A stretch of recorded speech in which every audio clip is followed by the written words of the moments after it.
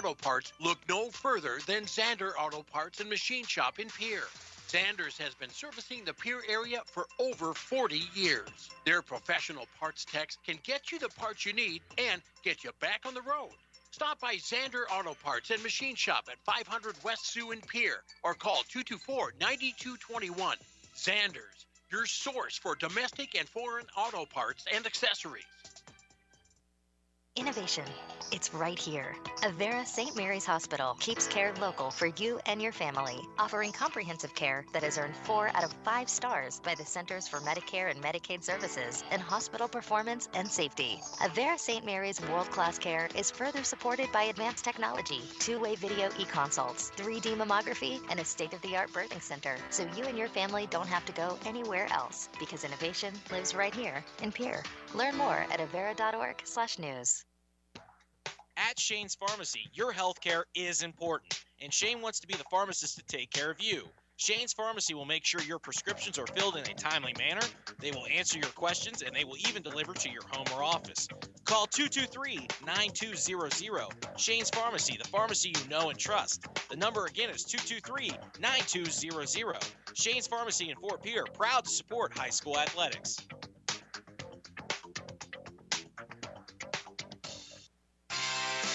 Ferding Electric has a long history of doing electrical work the right way. Economical service, professional work, and customer satisfaction is why they can say that. Ferding Electric can do residential, farm, and commercial projects. Doesn't matter if they are charged with new construction or a remodel project, they get it conducted. Contact the staff at Ferding Electric at 224-8684. They can light a spark into your next project. Ferding Electric, 224-8684. Are you building a new home or remodeling the old? Adding a fireplace can make a house a home. Olson Plumbing in Pierre carries a full line of Heatolator fireplaces. Whether your taste is traditional or contemporary, Olson Plumbing has a great selection of Heatolator fireplaces that will fit any style. Whether you're building new or updating, call Olson Plumbing. Heatolator Fireplaces, the first name in fireplaces. Olson Plumbing in Pierre is your source for the industry's largest selection of indoor-outdoor fireplaces, either gas or wood, and outdoor fire pits. Stop by their showroom at 2803 East Wells or give them a call, 224-6436. Capital City Ford Lincoln Toyota is serving the central South Dakota community and beyond with a great selection of used vehicles. Local trades and program vehicles are available. New Toyotas and new Fords are arriving and selling before they even hit the lot. So don't wait. Stop in and find out what's coming. If you've been thinking about ordering a new Ford, stop in and sit down with one of our sales specialists today. Capital City Ford Lincoln Toyota at 518 East Sioux Avenue in Pierre. Call 605-224-7378 and visit CapitalCityFordToyota.com. As we welcome you back here, and we are set for game number 2 as the Pierre Governors have taken the field. Gary Nedved will take the mound as we look through his numbers. And for Gary Nedved, he has thrown just 1 inning so far as he has given up 3 hits, 2 runs, both of them earned, 1 strikeout. So his ERA right now sits at 14, and his whip is sitting at 3. And, of course, in just an inning, especially if he gets a scoreless inning, that ERA will drop down significantly, and as well as the whip will drop down significantly as well. But to the Pierre Governors, here in game number 2, now at 9-8 on the season, O'Gorman falls to 6-14 as they've lost their 9th Class A game at just 4-9 in Class A opportunities. They'll be looking for a split of this doubleheader. The Pierre Governors looking for a doubleheader sweep, and tomorrow the Governors will be facing the Roosevelt Rough Riders in a game that will be 2 very big, important games. If Pierre can get a win or 2 against Roosevelt, boy, those are 47-point wins at probably the worst at the end of the season, but probably 50-point wins that will really help that seed point average and the climb in the standings really make that potential happen, as the Governors will be looking for a couple of wins against Roosevelt tomorrow, but right now their focus is getting a Game 2 win against the O'Gorman Knights, as Nedved finishing up his warm-up tosses right now, and we're about to get underway here in game number 2 of this doubleheader. Starting lineup again here for the O'Gorman Knights. It is as follows: Tristan Van Wassenhove, the catcher, leading things off. Leo Huners, the shortstop, batting second. Trey Heckenleibel, the center fielder, will bat third. Wyatt Herbst, the first baseman, in the cleanup spot. Quinn Dunham, the third baseman, batting fifth. Kingo Wanandi, the DH, batting 6th. Isaac Wilson, the left fielder, batting 7th. Charlie Huners, the second baseman, batting 8th. And Nick Pellicott, the right fielder, will bat 9th. As Tristan Van Wassenhove lead things off here for O'Gorman. He went to 1 for 2. He singled in the 7th inning, which kept the game moving at that point, but it didn't do much more because the Governors were able to get the 4-0 win. First pitch is missed for ball 1 as we start at 6:50 here in game number 2. 1-0 pitch. That will bounce in. The count's now 2-0. So we are 10 minutes ahead of schedule of that second start time. And to start early in game number 2 does not happen very often.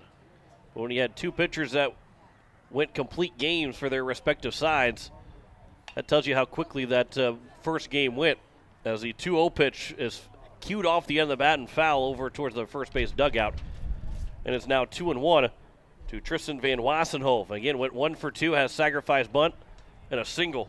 Also struck out one of 11 strikeouts from Jet Zabel. 2-1 pitch will bounce in, and the count is now 3-1. Leo Huners, his first at-bat upcoming, or at least first plate appearance. Isaac Wilson and Nick Pellicott, the 3 new guys in the lineup for the O'Gorman Knights. 3-1 pitch. That one will miss for ball 4, and the leadoff man is aboard a leadoff walk to open up game number 2. And it's Leo Huners, the shortstop. We had just 2 walks in total in game number 1, as we already have a courtesy runner coming in for the O'Gorman Knights for Tristan Van Wassenhove, the catcher. As we'll see if we can't find the number. Of course, he turns the wrong way. They always do that. As Carter Peterson is the courtesy runner, or number 4. Here's the first pitch to Leo Huners. Swings to the first pitch and lines it into left field for a base hit. Just past Johnny Lyons over at third base. And the first 2 men are on for O'Gorman to open up the ball game, as it brings up Trey Heckenleibel, the center fielder. George Stalley out left, Brecken Kruger in center, and Kate Kaiser in right. Johnny Lyons at third, Lincoln Keno's at short, Jane Wiebe at second. No, you're not listening to game 1 again. Those are the same guys in the same spot, the first 6 guys in the same spot. Jet Zabel's at first. Grayson Hunsley behind the plate. Gary Nedved on the mound. Here for the Pierre Governors. Runners at first and second with nobody out. First pitch to Trey Heckenleibel is taken for strike 1. Heckenleibel in game number 1 went 0 for 3. 1 of 11 strikeout victims for Jet Zabel. Was also hit by a pitch the only time that he reached base, as only the first 4 guys in the lineup were able to come to the plate 4 times. There's a swing and a miss, and it's now 0-2. Peterson running for Van Wassenhove at second. Leo Huners on at first. Nobody out here in the top of the first. Here's the 0-2 pitch from Nedved to Heckenleibel. Swing and a miss, a pitch in the dirt. The runner is out, but both runners, the batter is out, but both runners will move up 90 feet. So it's now runners at second and third with only 1 out here in the top of the first inning. And Wyatt Hermson, the first baseman, comes to the plate. Hermson went 0 for 3 with 3 strikeouts. All of them were looking, but he was hit by a pitch. First pitch we'll look at for ball 1. Infield is drawn in all the way around. After that first game, they got 200 runs and only scored 2 runs to the Governors off RBIs. There's a swing and a miss, and it's now 1-1. So Pierre is already by them drawing the infield in is saying we're looking for a close ball game or a low-scoring ball game. 1-1 pitch taken for a strike, and it's now 1-2. Hermson again came in with that .342 batting average. He had just 12 strikeouts in 52 plate appearances, but he's up that by 3. Here's the 1-2 pitch. Make it number 4. That's the 4th time he struck out, and all 4 times the bat never left his shoulder on strike 3. And there's now 2 down, and Quinn Dunham to the plate. And Dunham is looking to give the O'Gorman Knights their first lead of the ball game. Line shot, base hit in front of Stalley. Both runners are going to try and score. Lions, it short hops him, but it comes to the plate anyway, and they tag him out, and that will end the inning. As the Governors are going to be down 1-0, but a throw from Stalley short hopped Lions, but it got through anyway, and it went right on line for Hunsley to tag out the runner from second base in Huners, and it retires the side here in the top of the first. O'Gorman does lead at 1-0 here at the end of the first inning, top of the first inning. As we step aside for a minute, come back with the bottom of the first. You're listening to Pierre Governor Baseball on KCCR and on YouTube at KCCR Sports. Hey, let's go. We're going to be late for the baseball game. I know, my air conditioner is letting me down like our middle reliever last game. I have to give someone a call. That's easy. Call in the closer, AirTech Heating and Cooling. They use Coleman brand heaters and air conditioners, and like our team's closer, AirTech with Coleman products give us quality and dependability we can trust to win the game. You're right. I'm going to the bullpen. AirTech, I need you. Most of us already know that Gales Gas of Pierre is the place to call for propane.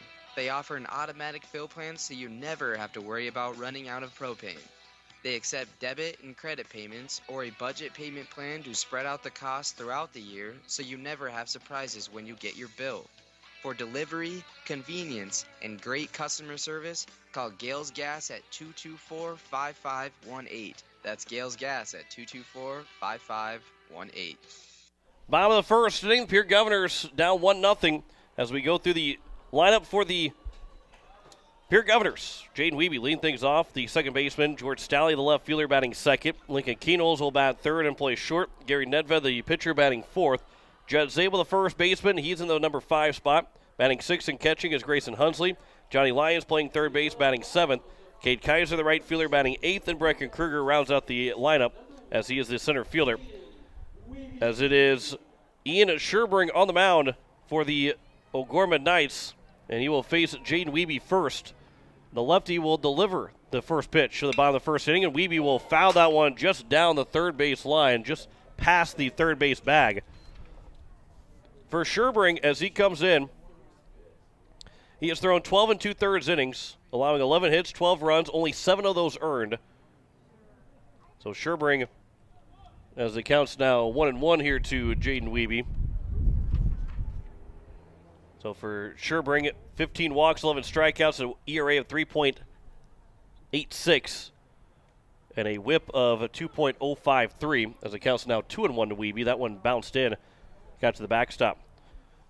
Sherbrink did pitch earlier this week, threw 4 innings on 61 pitches. That was on Monday against Lincoln. So the 3 days rest, he is back and available to throw today, as it counts now 3-1 here to Jaden Wiebe. He threw 4 innings, allowing 2 hits, 1 run. It was earned, 2 walks, and 4 strikeouts for Ian Sherbrink. Here's the 3-1 pitch to Wiebe.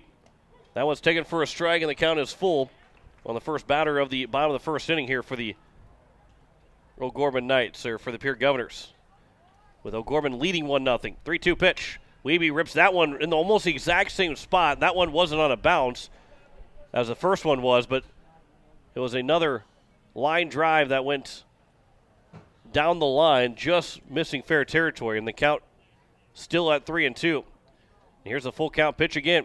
Wiebe this time goes up the middle of the field, out towards right center. Moving over is Pellicott. He'll give way to the center fielder and Heckenleibel to make the catch.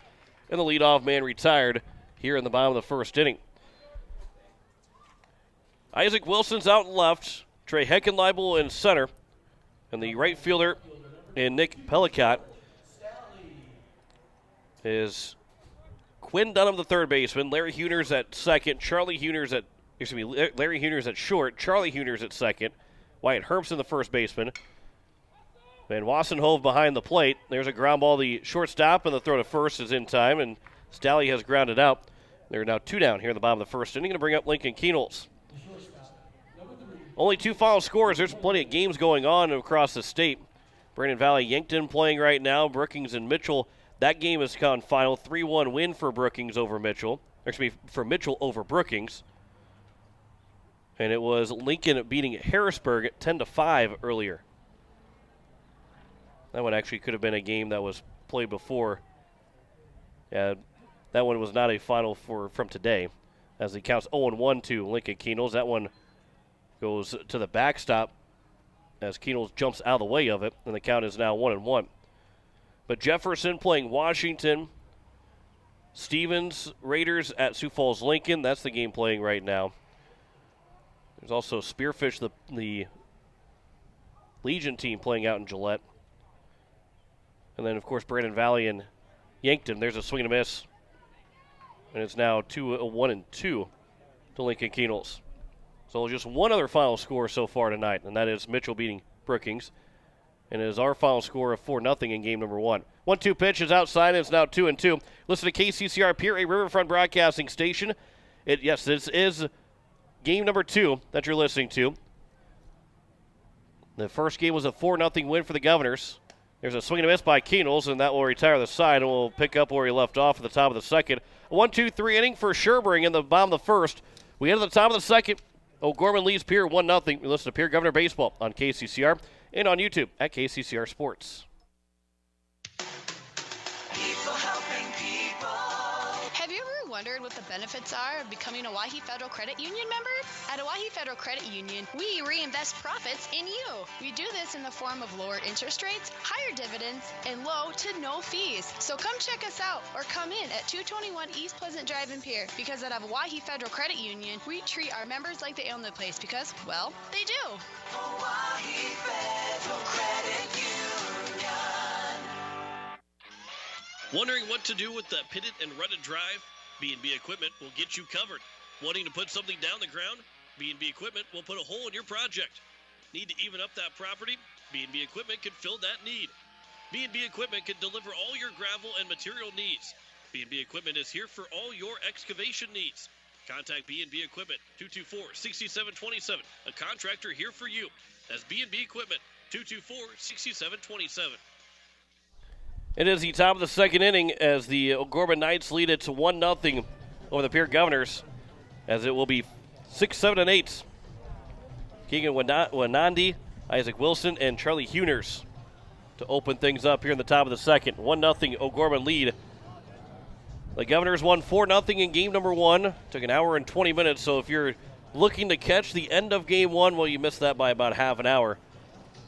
As the Governors we got started at 4:59 and ended at 6:19. That's just as quick of a ball game as I've seen in quite some time.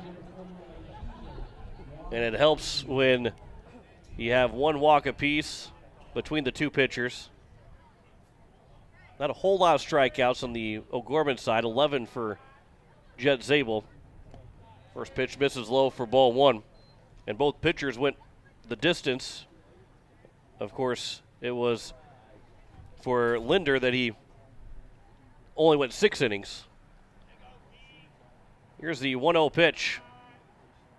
Check swing, but a called strike, and it's now 1-1 here to Keegan Wanandi. Wanandi went 1 for 3, singled in the second inning in game 1. Struck out looking and also reached on an error. There's a ground ball that's foul over to the third base dugout, and the count is now 1-2.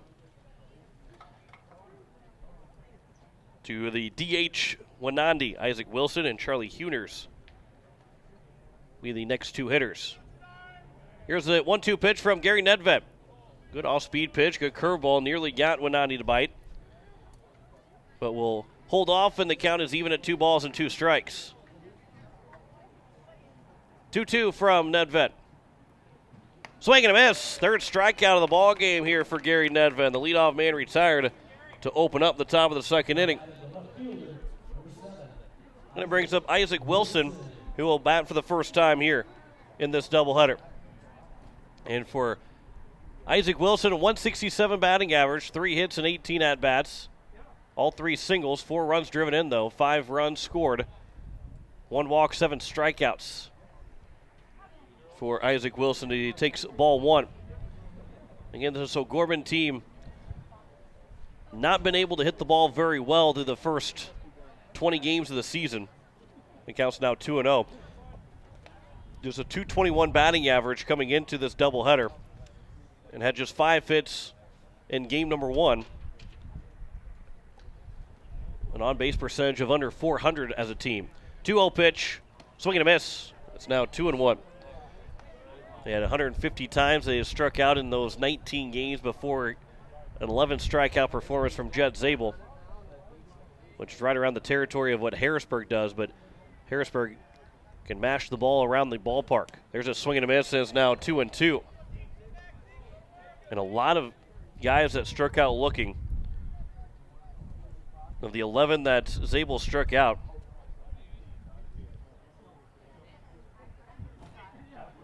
he had about, there's a check swing, there's a swing and a miss. And a throw to first base is going to be in time, and back-to-back strikeouts here for Nedved to open up the top of the third. 2-3 on the putout. Fourth strikeout of the ball game now for Gary Nedved.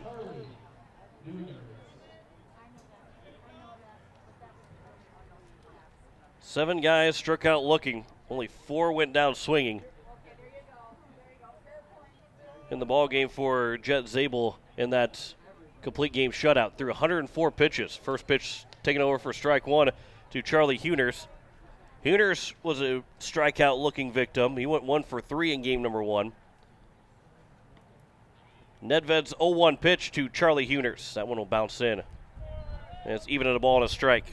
Nick Pellicott on deck, the number 9 man in the order. He will have his first plate appearance of the ball game, whether it's here in the top of the second with a runner on base and 2 outs, or to open up the top of the third. 1-1 pitch upstairs, and the count is 2-1. Governor's in the bottom of the second inning. We'll have 4, 5, and 6 after a 1-2-3 inning from Sherbring. Here's the 2-1. That is also upstairs, and it's now 3-1. Jefferson Cavaliers pick up a 6-2 win over the Washington Warriors in game 1 of their doubleheader. We're assuming that they're playing a doubleheader without looking at the schedule right away. But they did win that ball game 6-2. Here's a 3-1 pitch. That one is fouled off to the right side, and it's now a full count. And Nedved is a strike away from striking out the side in order.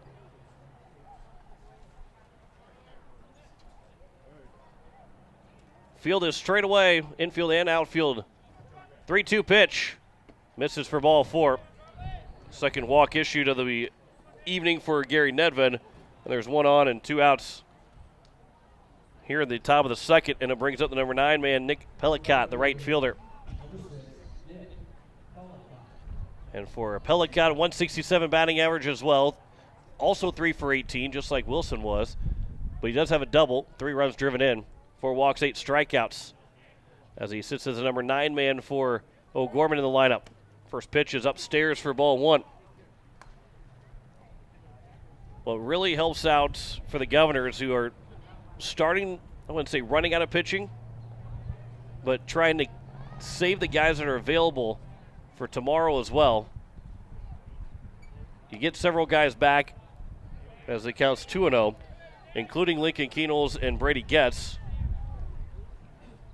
who I would assume would be game 1 and game 2 starters. But Zabel going all 7 innings. Now you've opened up, have everybody available in game number 2. There's a strike at the letters, and the count's now 2-1.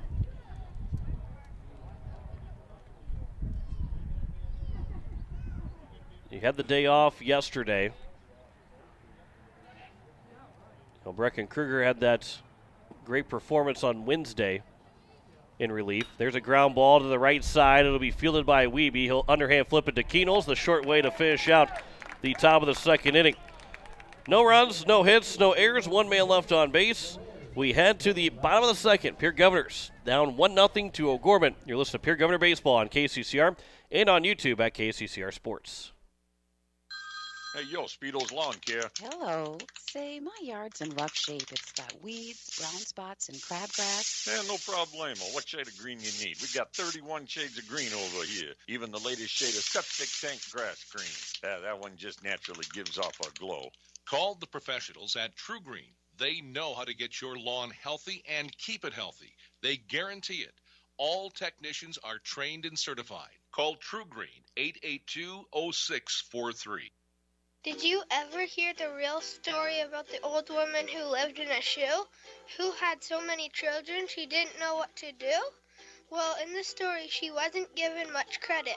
Believe me, she knew what to do all right. She called my mom, Tara, at Kathy Sunshine Properties.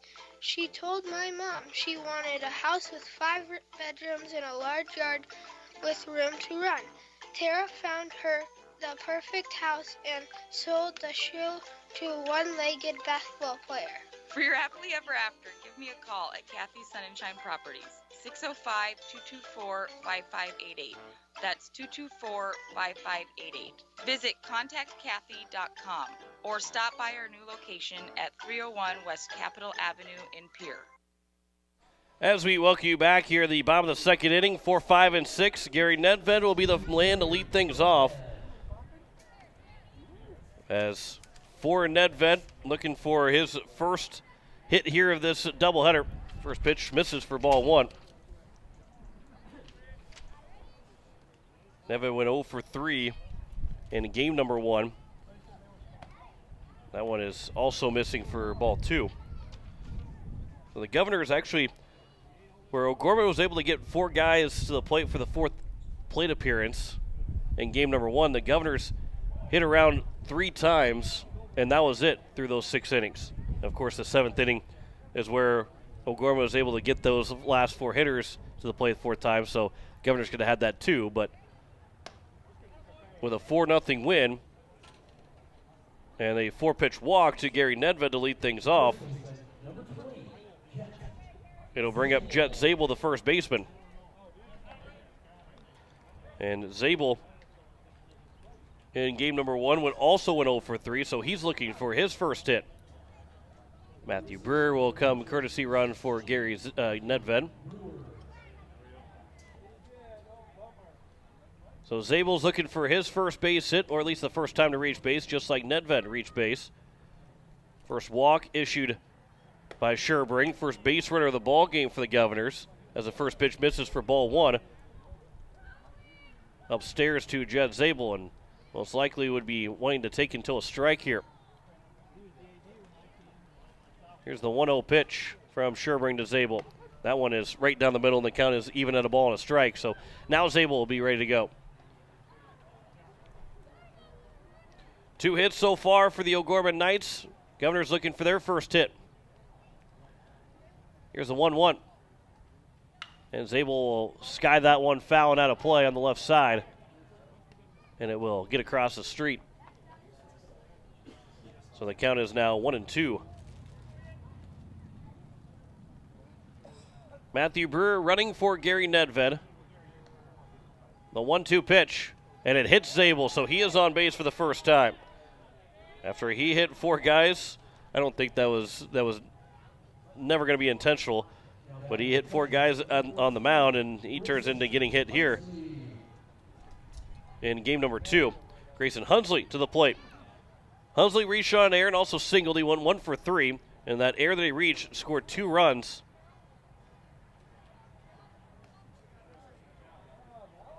As Pierre now has the first runner in scoring position.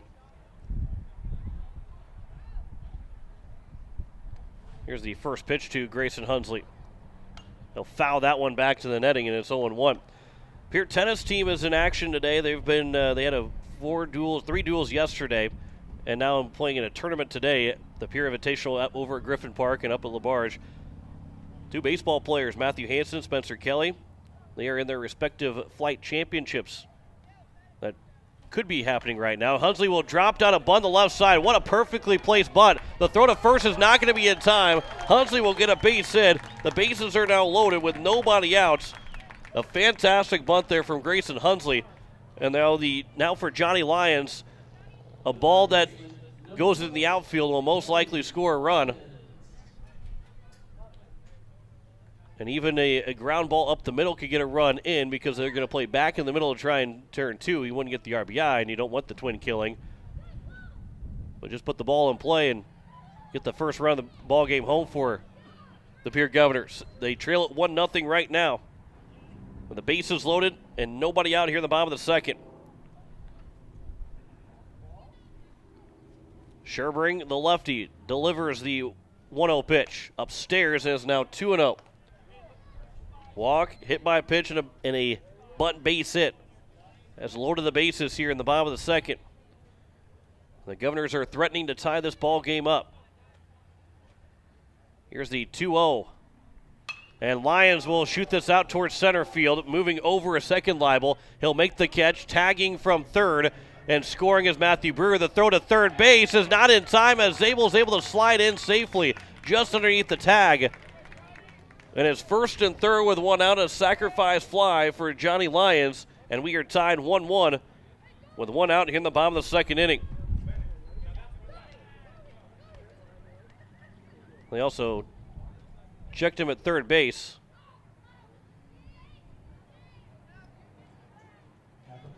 And now they're going to check him again over at third base, and they throw the ball away. Zabel can score. Zabel's going to come in and score on the throw that was wide from the pitcher, trying to check him over at third base. And if they step on the bag, and now they're checking him over at third base, and I think the umpires are going to come together here because I don't really know because the throw was wild, but the ball is technically live. And what you've seen in Major League Baseball as well is that if a guy leaves early, he gets himself picked off with maybe 2 outs, so they can't appeal it because once he steps off the rubber, the ball is live. So the Governors have stolen a run on a air charge to the pitcher on just a throw off the rubber to the third base bag. That is again, show up to the ballpark, you're going to see something new every day. I've never seen that happen before. First pitch to Cade Kaiser is upstairs for ball one. So Zabel will score. It'll be an error on the pitcher.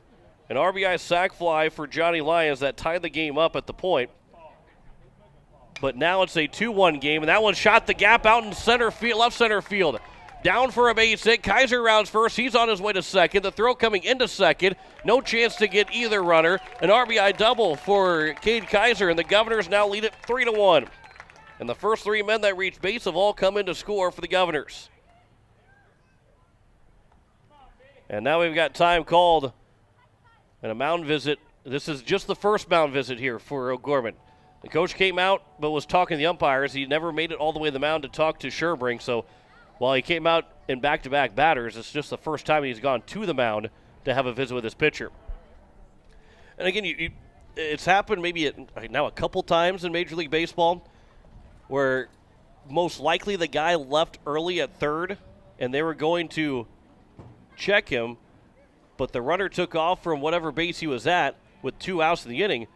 And so once he did that and they got him out at second base, you can't check him anymore. You can't check to see if that runner, because you got the third out, and the run will count.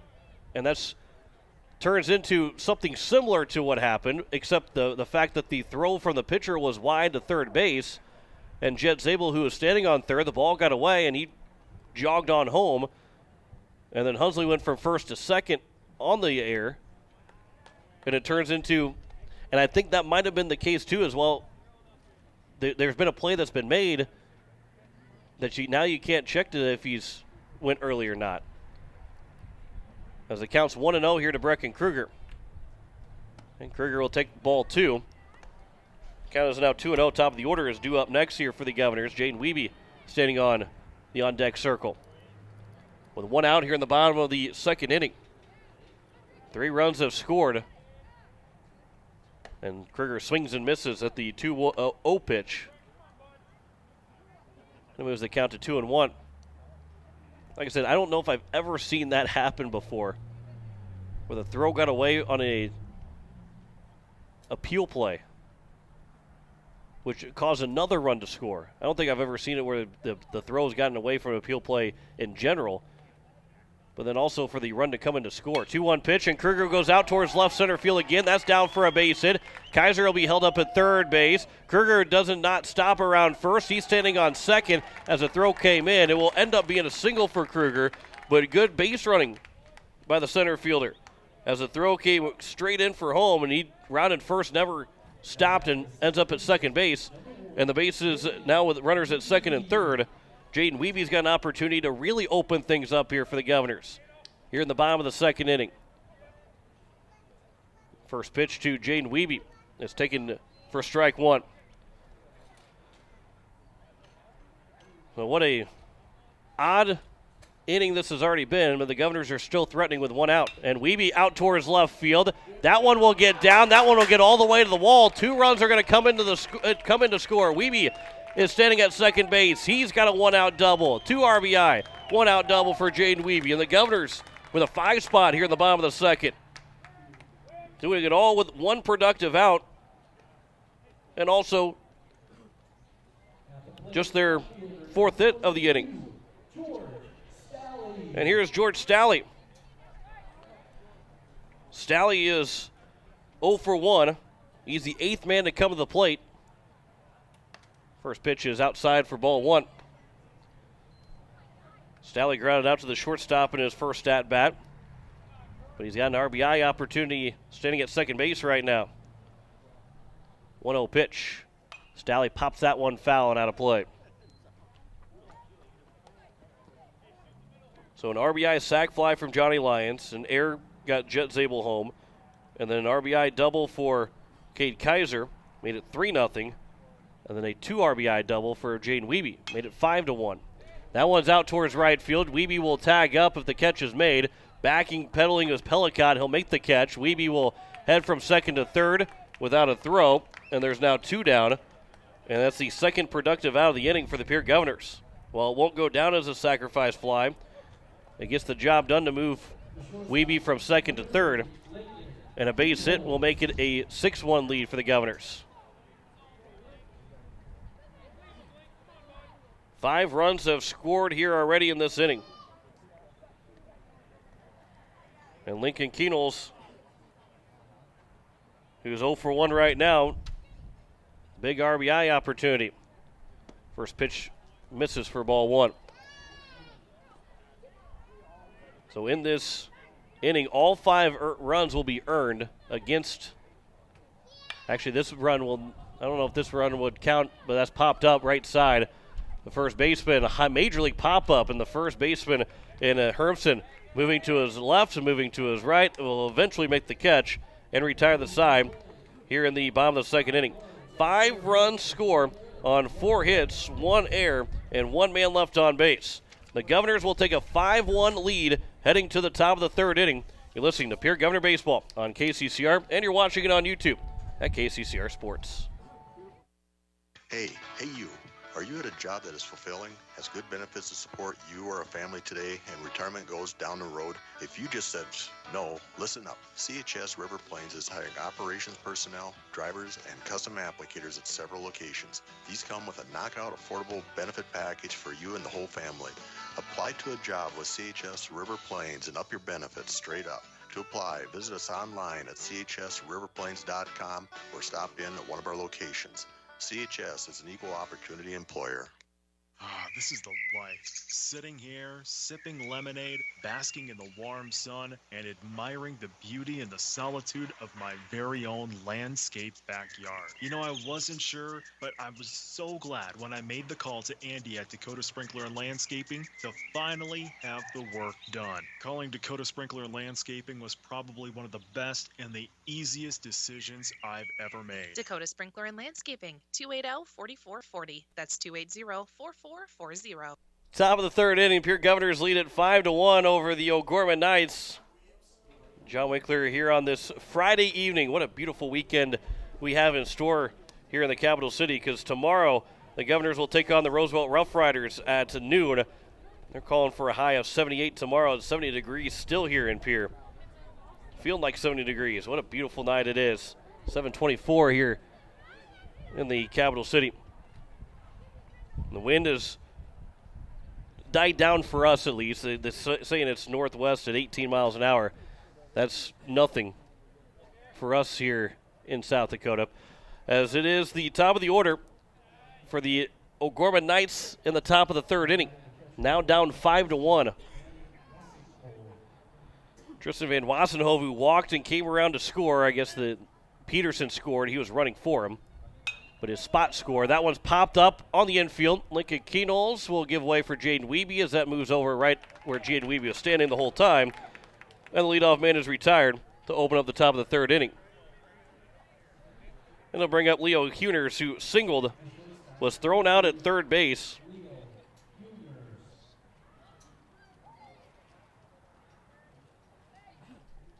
Actually, he was thrown out trying to score the game's second run.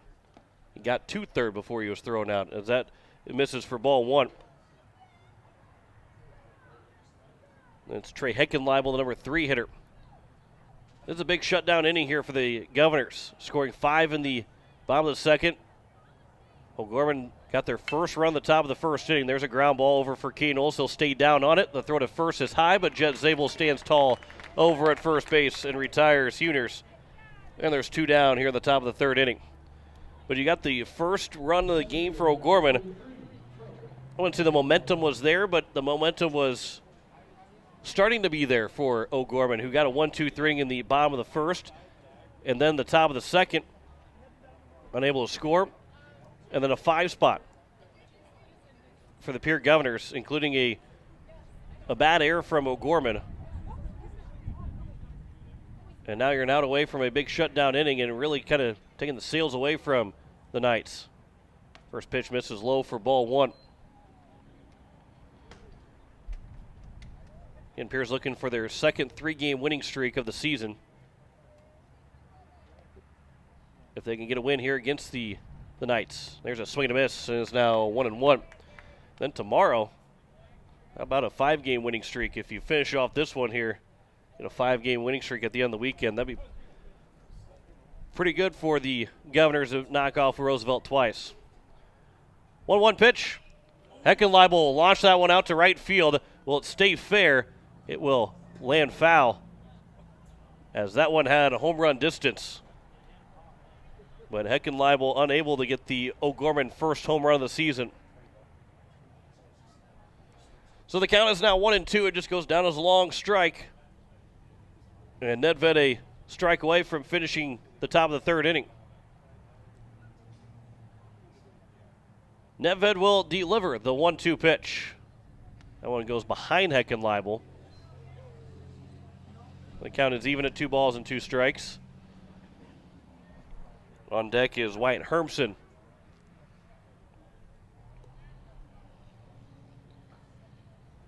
So here's the 2-2 from Nedved to Heckenleibel. He'll reach for it and pull it out of play, or go the opposite way out of play. It remains at 2-2. 2-strike swing there from Heckenleibel, trying to protect the zone. So we'll do it again here at 2-2. That one misses high and outside. And it's now 3-2. Nedved has issued 2 walks so far, 1 in the first and 1 in the second. Here's the 3-2 pitch. And now be 1 walk here in the third. So the inning will continue for Wyatt Hermson with 1 on and 2 away. Hermson struck out looking. He has not put the ball in play yet so far here in the 2 games. He was hit by a pitch, but he's also struck out 4 times, and all 4 backwards Ks. Gary Nedved will come from the stretch. Here's the first pitch, and that time will be in play, but is popped up into shallow center field. Lincoln Keynoles will backpedal. He'll make the catch, and that will retire the side here in the top of the third inning. No runs, no hits, no errors, 1 man left on base. After 2.5, Pierre Governors lead at 5-1 over O'Gorman. You listen to Pierre Governor Baseball on KCCR and on YouTube at KCCR Sports.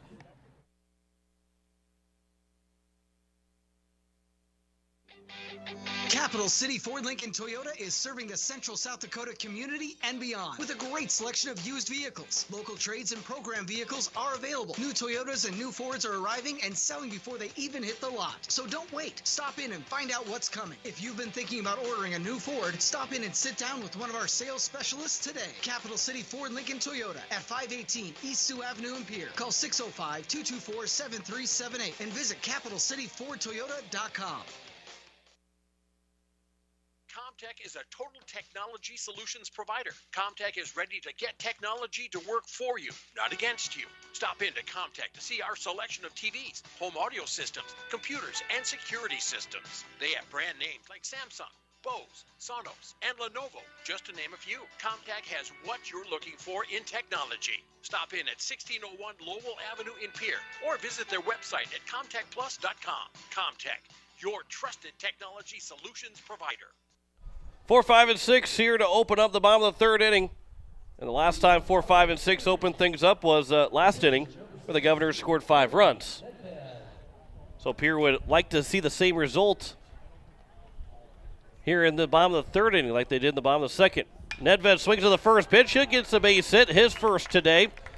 As it goes out into left center field, it will be a leadoff single for Nedved, second time he's reached base. And the pitcher doing his parts in the lineup, getting on base as Matthew Brewer will come in and run for him. With the old traditional, the old historic National League lineup.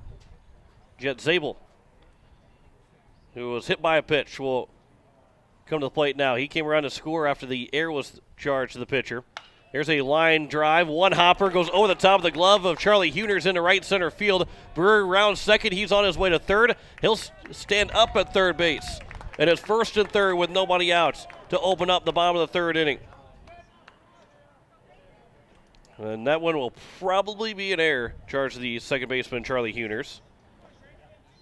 Although Jet Zabel saying, give me a base hit, hit hard enough.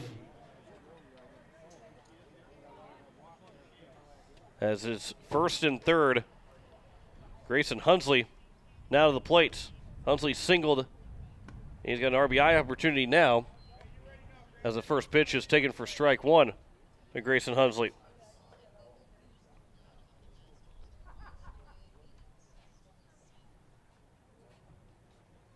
There's a fly ball out towards right field. That should get the job done for Grayson Hunsley. On the throw coming home, and the tag from Brewer, the throw to the plate, and Brewer will slide in. And he didn't maybe slide very cleanly, but he landed on the plate. So it is a 6-1 game now, and there's one down.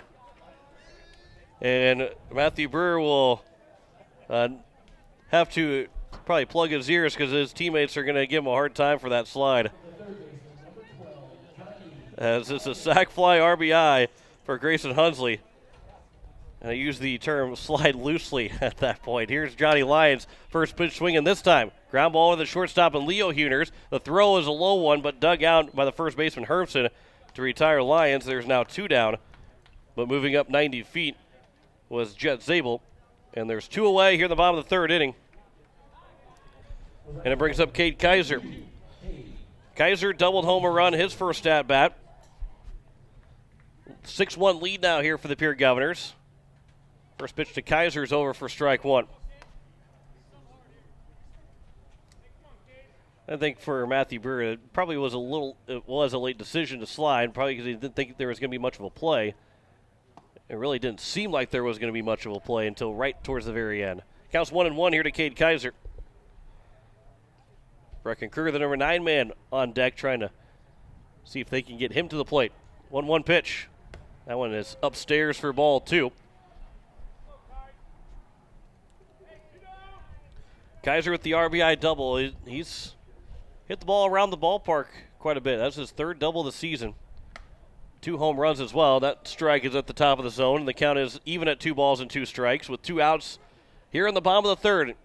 Governors lead 5 by 5, 6-1 over O'Gorman. 2-2 in the dirt. Good block from Van Wessenhove. And the count is full at 3-2. And the full count pitch.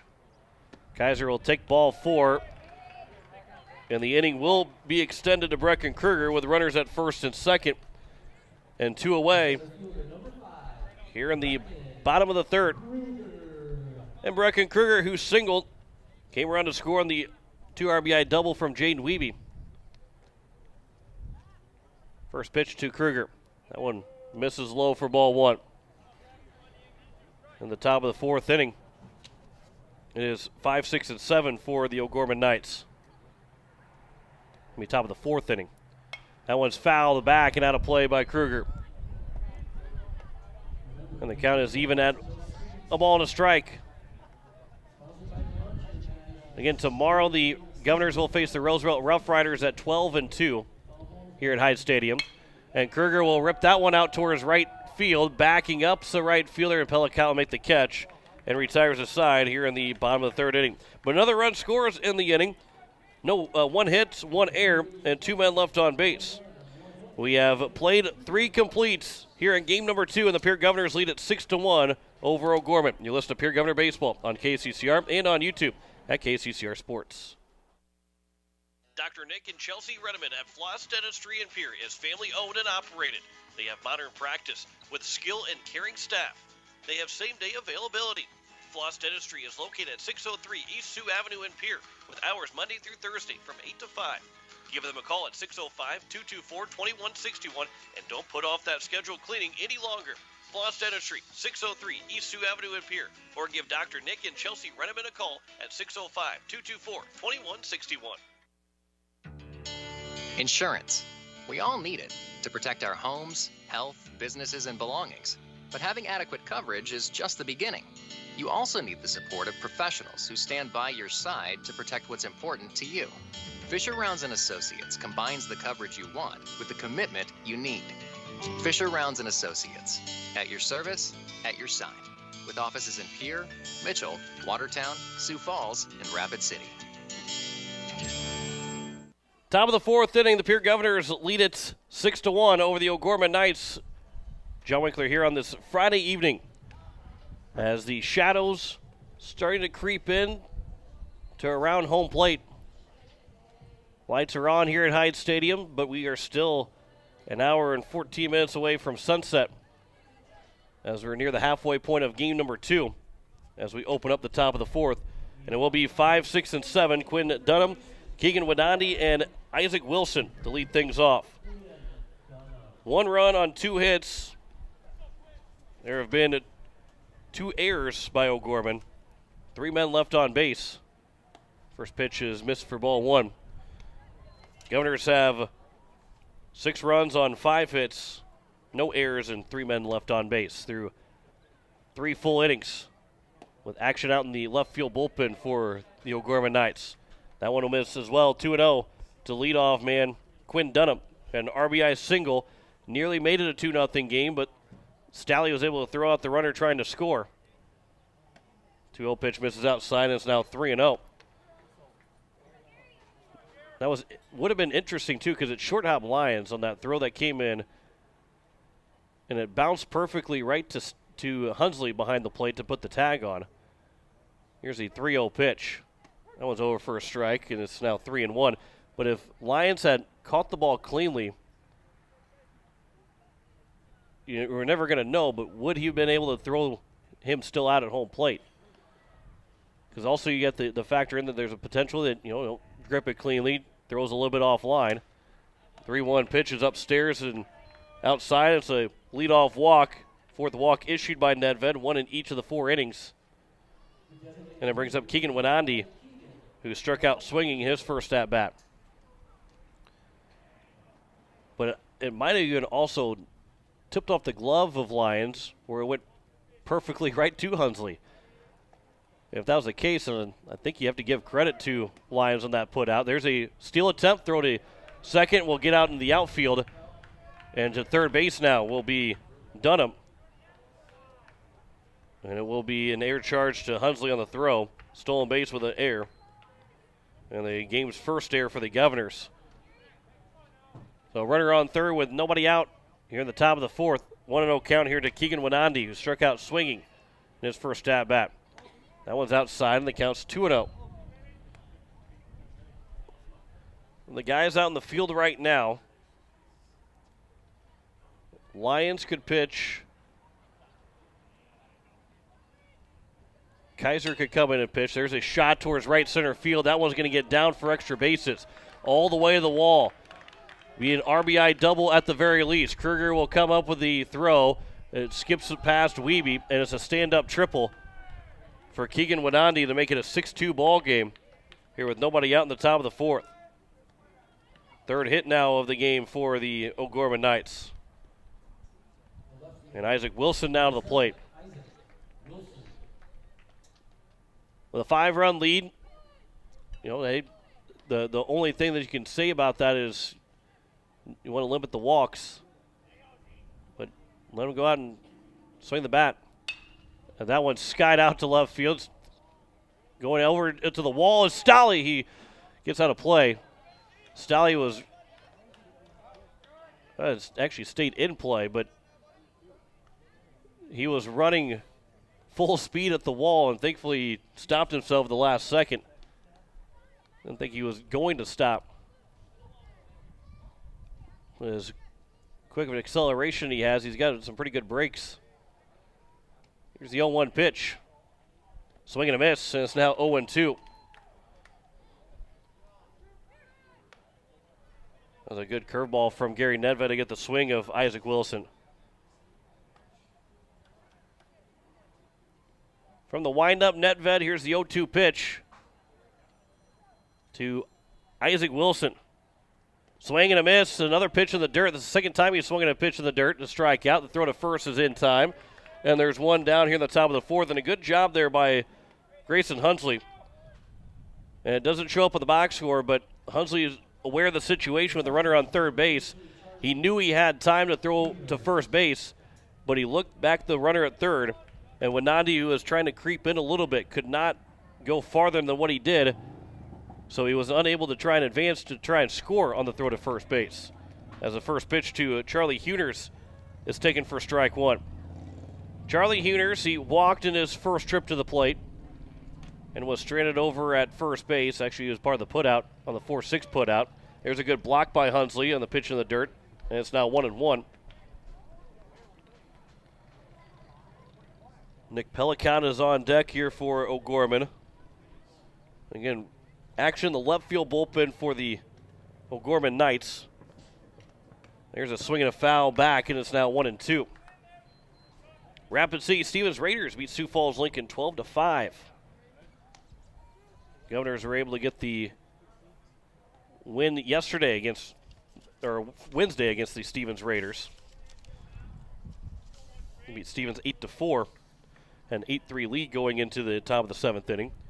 1-2 pitch. That one's in the dirt, and Hunsley stood on top of that one to block it up. And the count is even at 2 balls and 2 strikes.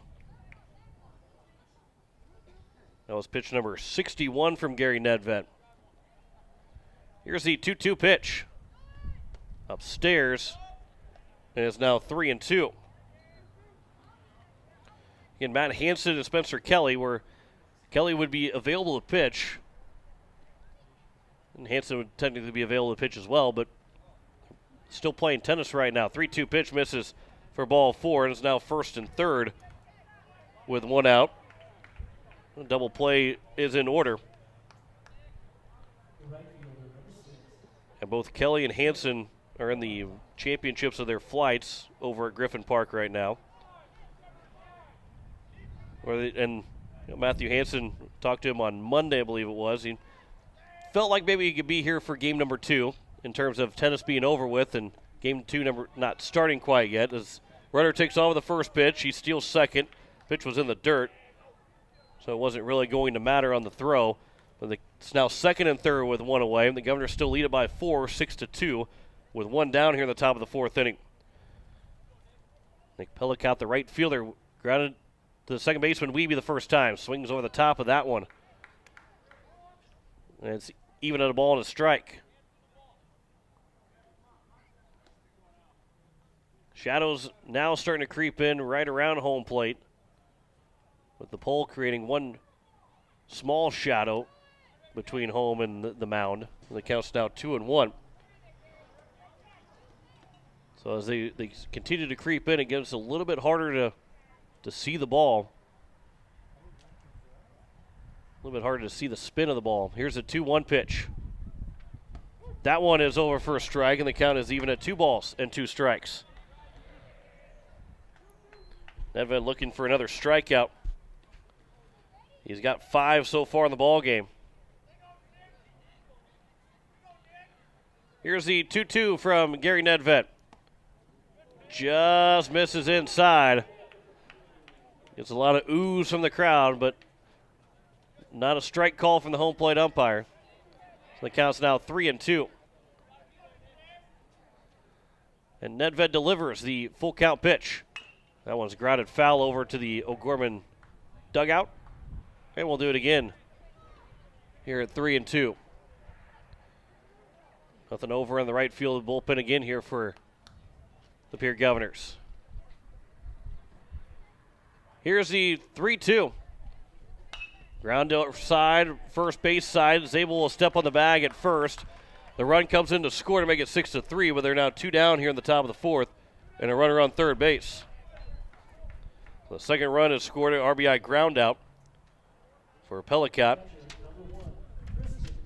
Goes 3-U.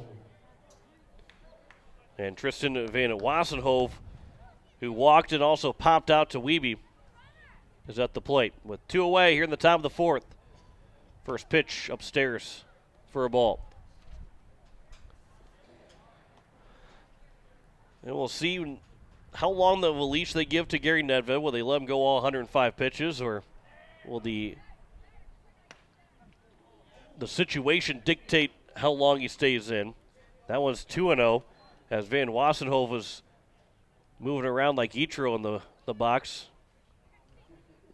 Feet weren't still. Look how although he's running to third base instead of first. That one will miss in the dirt, and it's now 3-0.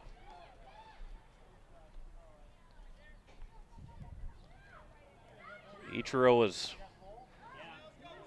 still hard to believe how good Ichiro was. Here's the 3-0 pitch. That one's over for a strike, and it's now 3-1.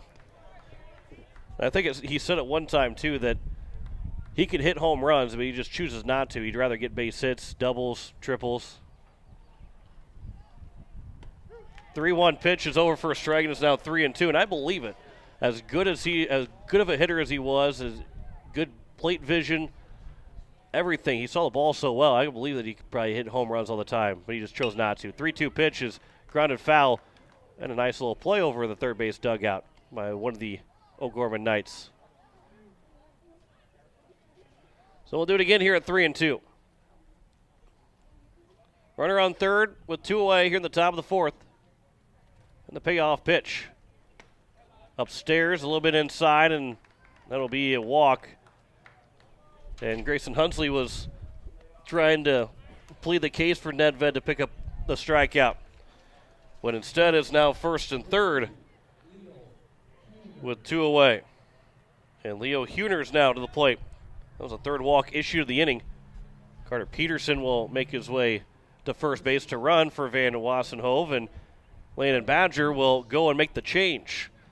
They'll call in Cade Kaiser from right field, so we'll see, and we'll probably have a triangular switch here between first, the mound, and right field. But we'll step aside for a minute. We will come back and tell you those changes. You're listening to Pierre Governor Baseball on KCCR, and you're watching it on YouTube at KCCR Sports. BankWest Insurance has the expertise and resources to deliver personalized service and customized solutions. As an independent agency, we shop dozens of companies to get you the best coverage at the best price. As your trusted choice for insurance coverage, we promise to go the extra mile so you can rest assured your loved ones and your assets are protected. Contact your local agent with BankWest Insurance to work for you. Not a deposit, not FDIC insured, not insured by any federal agency, not guaranteed by any bank, may go down in value, equal opportunity provider. At the Y, we're more than a gym. We're a cause-driven charitable organization nurturing the potential of every youth, adult, and senior in our community. From advocacy to childcare, disease prevention to athletics, swim lessons to safe spaces, our mission ensures that everyone, regardless of their financial situation, can participate in the services that we offer at the Y. We invite you to stop in and check out our youth sports, summer camps, group exercise classes, swim lessons, and so much more. Discover your Y at the Oahe Family YMCA in Pierre, where we are for youth development, healthy living, and social responsibility. So Cade Kaiser is on the mound here for the Pierre Governors as he will deal with runners at first and third and 2 outs, as he will also have to see Leo Huners, the number 2 man in the order. This is Cade Kaiser's first appearance on the mound for the Pierre Governors. So he has not thrown quite yet, and he'll face his first batter, so no stats to tell you about from Cade Kaiser. But for Gary Nedved, he went 3 2/3 innings, gave up 3 hits, 6 walks, 5 strikeouts, but he is responsible for the 2 runners on first and third.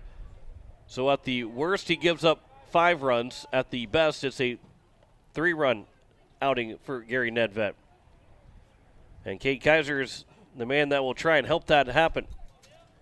Runner takes off for second on the first pitch. The throw 2 seconds cut off by Wiebe. Standing up safely at second is Peterson running for Van Wassenhove. And it's 0-1 to Leo Huners, who singled and also ground out to the shortstop in Lincoln Keenholz. 0-1 pitch from Kaiser. Misses low outside.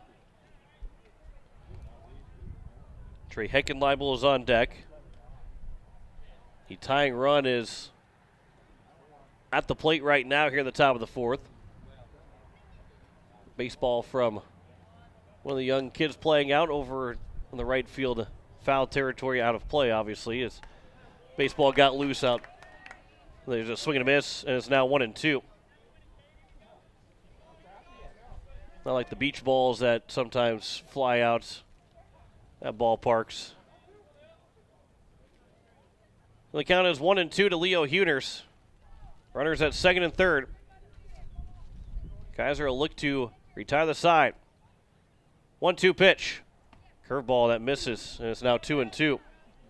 Huners buckled, thinking it was going to hit him, and it missed inside just off the plate. So now here is the 2-2 pitch. And Huners will poke it out towards right center field, but Brecken Kruger is over there. He'll make a small jumping catch to retire the side here at the top of the 4th inning. So 2-run score in the inning on just 1 hit, no errors, 1 error, and 2 men left on base. We have played 3 1/3 innings, or 3 1/2 innings. It is a 6-3 lead for the Pierre Governors over the O'Gorman Knights. You're listening to Pierre Governor Baseball on KCCR, and you're watching it on YouTube at KCCR Sports. Building a home.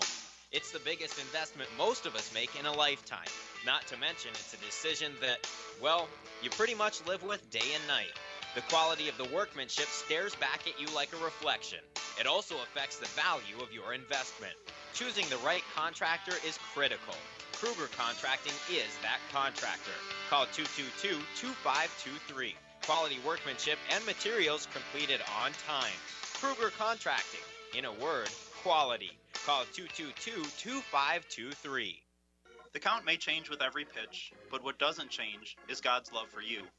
Come join us at Faith Lutheran Church to hear about the God who blesses us with athletic skill, meaningful relationships, and the peace and comfort that comes from his Son Jesus. You can worship on Wednesday evenings at 7 p.m. or on Sunday mornings at 8:30 or 11 a.m. Faith Lutheran Church is up the hill at 714 North Grand, and happy to support our athletes, their families, and our community.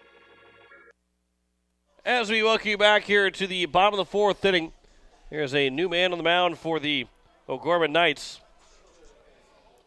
As for O'Gorman, they will bring in Wyatt Hermson to now throw for the Knights. So we'll see where everybody else goes and see if the DH maybe comes into the ball game. But the top of the order is up here for the Governors. Jaden Wiebe will be the first man, as Lindner will be the man at first base now. Everybody else stays the same. Lindner moves to first base as Sherbrink comes out of the ball game. Jaden Wiebe takes the first pitch strike from Wyatt Hermson. Hermson has thrown 6 innings. This is his 3rd appearance, first time he's been in relief. As the 0-1 pitch is popped up into shallow center field by a step, and the shortstop dropped the ball. Wiebe started to take off for a second. Now he'll backpedal back to first, and Leo Huners missed it, and it's an error E6 to open up the bottom of the 4th inning. That is the 3rd error now by O'Gorman. Here's George Stalley. Stalley's 0 for 2. The ground out and a fly out to right field. Try and get you the full totals of Herbson. In those 6 innings, he has given up 14 hits, 15 runs, 10 of them earned. 4 walks, 3 strikeouts, an ERA of 11.67, and then a whip of 3. As a bunt attempt from Stalley is bunted foul and back behind home plate. And the count is 0-1. Stalley and then Keenels. As long as there's no double play turn, Nedved will have an opportunity to hit. In the bottom of the 4th inning with a 6-3 Governor lead. Stalley will swing it this time, and he'll ground it back to the pitcher. Hermson to second for 1. Back to first is not going to be in time. Off the bag anyway was the first baseman, Linder. And it goes down as a fielder's choice with now 1 out here in the bottom of the 4th inning. 1-6 fielder's choice. And here's Keenels, who's 0 for 2. He's still in search of his, he's in search of a hit for the game number 2, but he did have 2 hits in the first game, an RBI double and also a single. That one will miss low. A throw back to first, got behind the first baseman in Linder, but it went off of Stalley. Otherwise, it was going into right field, and Stalley was at least taking second base. And depending on where that went, he could have taken second and third. 1-0 pitch will be inside off the glove. The throw to second will go to the second baseman, who is still feeling his position from the catcher Van Wassenhove. And the count's now 2-0. And O'Gorman's got to be thankful that didn't turn into anything else. So that got out in the outfield, and Stalley was definitely taking third base. 2-0 pitch, and Keenels was out in front of it as he cued it off the end of the bat. And it rolls to the first base dugout. In front of the first base dugout, and Gary Nedved looks at it and throws it away. 2-1 pitch. Keenels will ground that one just fouled down the third base line. Roll all the way down there. And it will roll its way into fair territory, so we got to wait for the ball to be picked up. And the count is now at 2-2. Stalley is at second base, 1 out here in the bottom of the 4th. Governors are trying to get at least one of those 2 runs back that they allowed in the top of the 4th inning. 5 in the 2nd, 1 in the 3rd for Pierre. 2-2 pitch. Keenels waits on it, grounds it up the middle, fielded by Leo Huners, the shortstop, throws it off balance and is able to retire Keenels.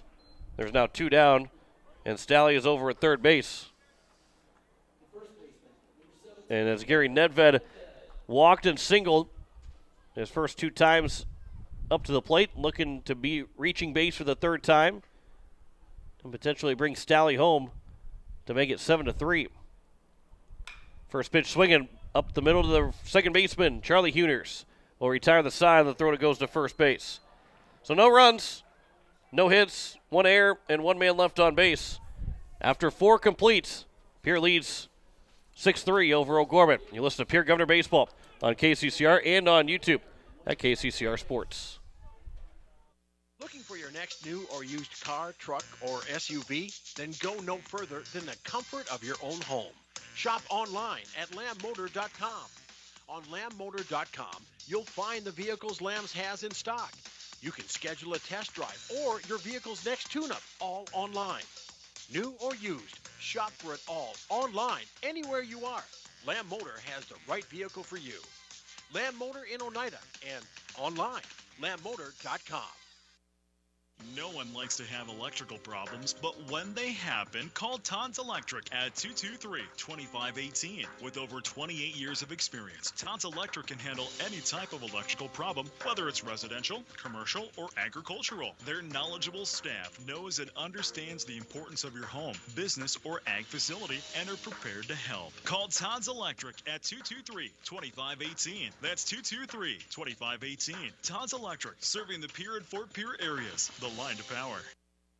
It is the top of the 5th inning. The Pierre Governors lead it 6-3 over the O'Gorman Knights. John Winkler here on this Friday evening, and what a Friday it turned out to be here in the capital city. Governors will play tomorrow at noon. We'll be on the air at 11:40. First pitch at 12, and then the second game will follow here at Hyatt Stadium, and all on KCCR and on YouTube at KCCR Sports. As we're looking at around 70 degrees for first pitch tomorrow as well, and only getting warmer.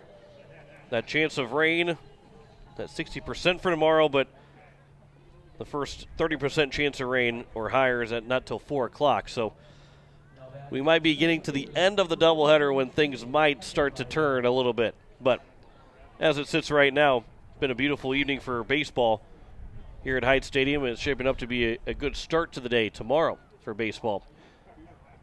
First pitch to Trey Heckenleibel's over for strike one.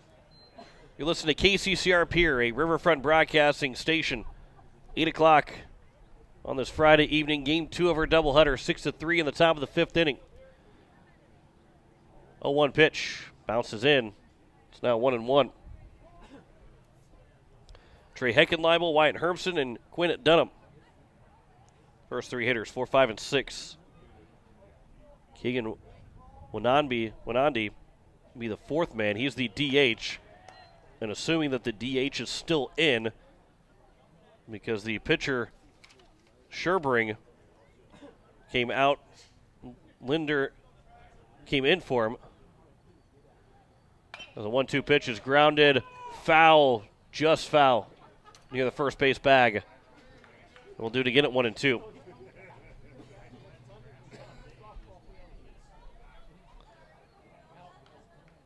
O'Gorman scored the first run of the ball game in the first inning, but Pierre in the bottom of the second scored 5 times, made it 6-1 after 3, and it's 6-3 after 4 as we play here in the top of the 5th. That one's fouled back again by Heckenleibel, as he's done a good job of fouling a couple pitches off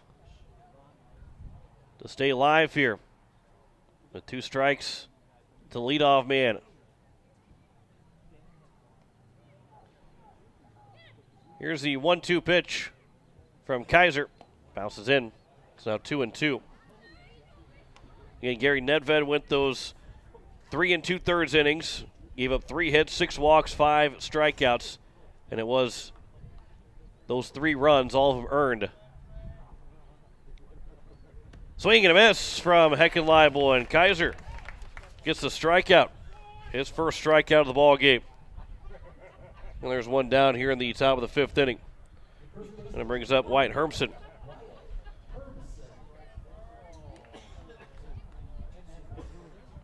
So Hermson, the now pitcher of record, well, not pitcher of record, but just the pitcher in the ball game. First pitch misses for ball 1. Sherbring went 3 innings, allowing 6 runs, 5 of them earned, on 5 hits, 2 walks, and 1 strikeout. Those are his numbers, throwing 53 pitches. That one's at the knees, and it's now 1-1. Gary Nedved threw 77 pitches, so he would be available to come back on Tuesday, because he did not go over the 80 pitch count, if that's correct. If it's 75, then he would be, but with 80, would be able to come back and pitch again on Tuesday against Brookings. That's a big doubleheader as well, Tuesday night. Here's the 2-1 pitch. That one is right down the middle, and the count is now 2-2.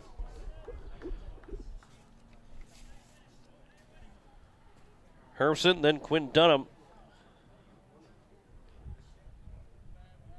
Here's the 2-2 from Kate Kaiser. Check swing. They're going to check him, and he did not go. Very, very close. The first base umpire says no. And the count is now full at 3-2. This will be pitch number 17 of the ball game for Kaiser. 3-2 pitch misses inside, and the first walk issued by Kaiser. And there's 1 on and 1 out, as Quinn Dunham now will come to the plate.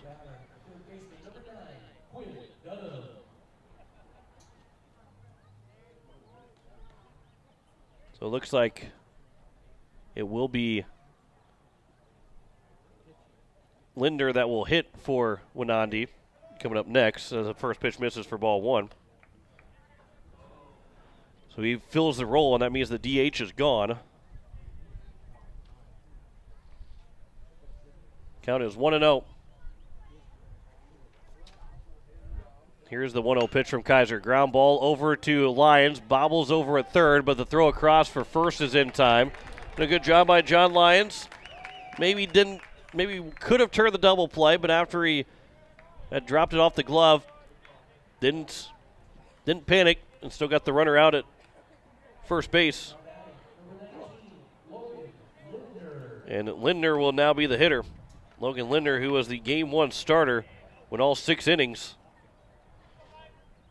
but ended up getting the loss, giving up 2 earned runs in 6 innings. First pitch is over for strike 1 to Lindner. It'll be Isaac Wilson to follow.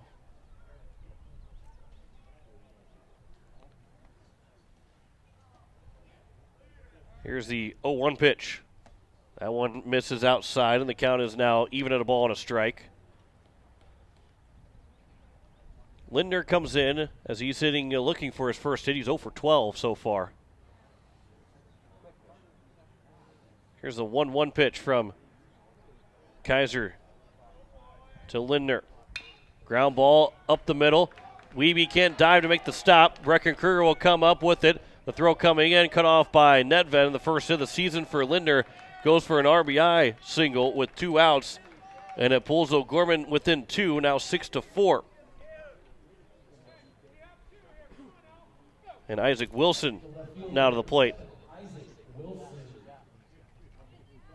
So the first hit of the season for Lindner goes for an RBI. And that's a big RBI to get for O'Gorman, as they've now gone from a 6-1 deficit to down 6-4 with 2 outs here in the top of the 5th. Here's the 0-1 to Wilson. Bounces in. Good block from Hunsley, and the count's even at a ball and a strike. Wilson has struck out swinging both times. Both pitches were in the dirt, as Hunsley had to throw the ball to first base to retire Wilson for both of those outs. That was part of Nedved's 5 strikeouts. That one is fouled off the foot of Wilson, and the count is now 1-2. 4 runs on 4 hits so far in the ball game for O'Gorman. They have 3 errors. Governors have 6 runs on 5 hits and an error. Here's the 1-2 pitch from Kaiser to Wilson. Looks at it for strike 3, and the 3rd time he strikes out in this ball game. 1 run scores on 1 hit, no errors, and 1 man left on base. We head to the bottom of the 5th. Pierre Governors lead at 6-4 over O'Gorman. You're listening to Pierre Governor Baseball on KCCR and on YouTube at KCCR Sports. It takes hard work to reach goals. It's a truth that applies to more than just sports. It also goes for your financial goals. You work hard for your money. You deserve an investment strategy that lines up with your game plan. Your local Edward Jones financial advisor can help. If your investments aren't getting you closer to the win, visit edwardjones.com or stop by your local Pierre area Edward Jones office for a financial review. Edward Jones, making sense of investing. Member SIPC. When you're in the need for high-quality replacement auto parts, look no further than Zander Auto Parts and Machine Shop in Pierre. Zander's has been servicing the Pierre area for over 40 years. Their professional parts techs can get you the parts you need and get you back on the road. Stop by Zander Auto Parts and Machine Shop at 500 West Sioux in Pierre or call 224-9221. Zander's, your source for domestic and foreign auto parts and accessories. As we welcome you back here to Ide Stadium, a 6-4 lead for the Pierre Governors as we head to the bottom of the 5th inning. And it is Jet Zabel to lead things off. He is right now 0 for 1. He reached by getting hit by a pitch and also reached on an error. It is 5, 6, and 7. Zabel, Hunsley, and then Lyons. First pitch is outside for ball 1 from Wyatt Hermson to Jet Zabel. Zabel, the 11 strikeout performance in game number 1. A swing and a miss, and it's now 1-1. A complete game shutout. And again, that for the Governors, where they're at in this week, how many games they have still tomorrow, and then even on Tuesday, So guys that are pitching today and pitching on Saturday most likely wouldn't be available for Tuesday. There's still a possibility of guys that can come back, but if he's able to go out there and throw that complete game, that sets up the rest of the weekend very well for the Pierre Governors and pitch-wise. Counts 3-1 to Jet Zabel. Here's the 3-1 pitch. That one's on the outside edge, and it's now 3-2. A full count here to Zabel. Looking to reach base for the third time in as many trips as we open up the bottom of the fifth inning. 3-2 pitch. Zabel grounds it to the right side, fielded by the second baseman, Charlie Huners. He'll retire Zabel. 4-3 on the putout, and there's one down here in the bottom of the fifth inning. And I'll bring up Grayson Hunsley, who had an RBI sac fly his last trip to the plate. He's 1 for 1 with that RBI sac fly. Singled and scored in the second inning. Or that 5-run second inning for the Governors. First pitch to him, swings and misses for ball one, or for strike one, ball one. Yeah, swing and a miss for ball one. It's going to be an 0-1 count from Wyatt Hermson to Grayson Hunsley. Grounds that one back up the middle, and a stab and a good play there from the pitcher Hermson, and he throws to first to retire Hunsley, and 2 ground outs here to open up the bottom of the fifth inning.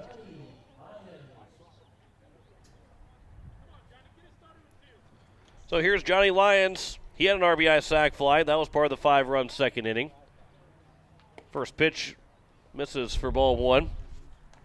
Lyons also grounded out to the shortstop in his other trip to the plate. Cade Kaiser, the pitcher, is on deck for the Governors. Ground ball, that's through for the base hit. Good piece of hitting. That one's going to continue to roll. Pass out in the right center field.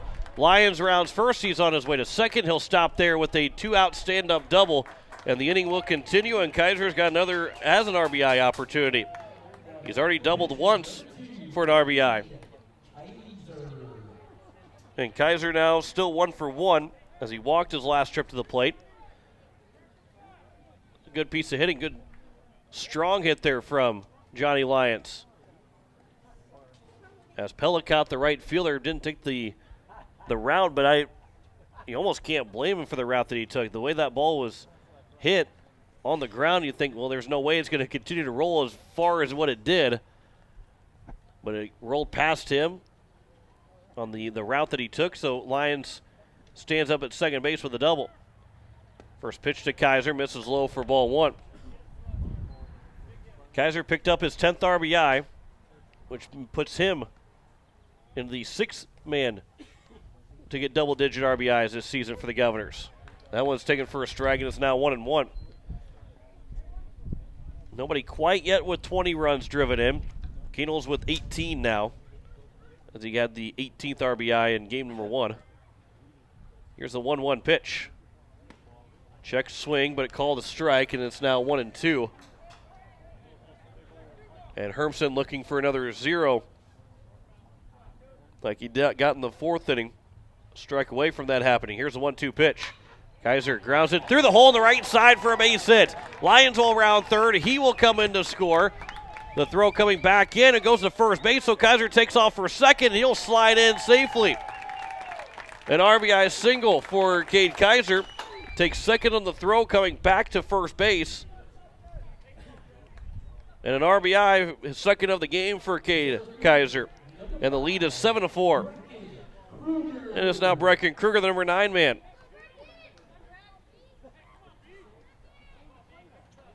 And for Kaiser, he helping himself out. 2 big RBIs for the pitcher for the Governors. First pitch misses low for ball one. Right now, Gary Nedved's still in line for the win, but Kaiser trying to keep that lead intact for the Governors on the hill. 1-0 pitch. That one will miss low, and it's now 2-0. Kruger's 1 for 2, singled back in the second. Flew out to right field in the third. Here's the 2-0. That one's over for a strike, and it's now 2-1. Again, just a slight difference in what something can make Kaiser takes off for third. There's a pitch inside. The throw to third. They got him out at third base. Kaiser tried to steal third with 2 outs in the inning, but is thrown out. And that will retire the side here in the bottom of the 5th inning. But the Governors do score a run on 2 hits. No errors and no one left on base. After 5 innings, Pierre Governors lead at 7-4 over the O'Gorman Knights. You're listening to Pierre Governor Baseball on KCCR and on YouTube at KCCR Sports. Innovation. It's right here. Avera St. Mary's Hospital keeps care local for you and your family, offering comprehensive care that has earned 4 out of 5 stars by the Centers for Medicare and Medicaid Services in hospital performance and safety. Avera St. Mary's world-class care is further supported by advanced technology, 2-way video e-consults, 3D mammography, and a state-of-the-art birthing center, so you and your family don't have to go anywhere else, because innovation lives right here in Pierre. Learn more at avera.org/news. At Shane's Pharmacy, your health care is important, and Shane wants to be the pharmacist to take care of you. Shane's Pharmacy will make sure your prescriptions are filled in a timely manner, they will answer your questions, and they will even deliver to your home or office. Call 223-9200. Shane's Pharmacy, the pharmacy you know and trust. The number again is 223-9200. Shane's Pharmacy in Fort Pierre, proud to support high school athletics.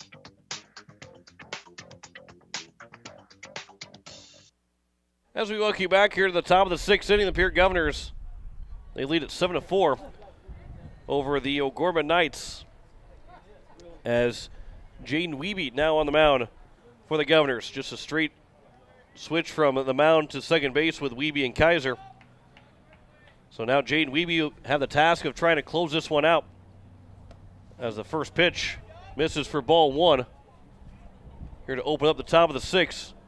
As it's 8-9-1, Charlie Huners, Nick Pellicott, and Tristan Van Wassenhoef. Ground ball to the left side, fielded by Johnny Lyons over at third.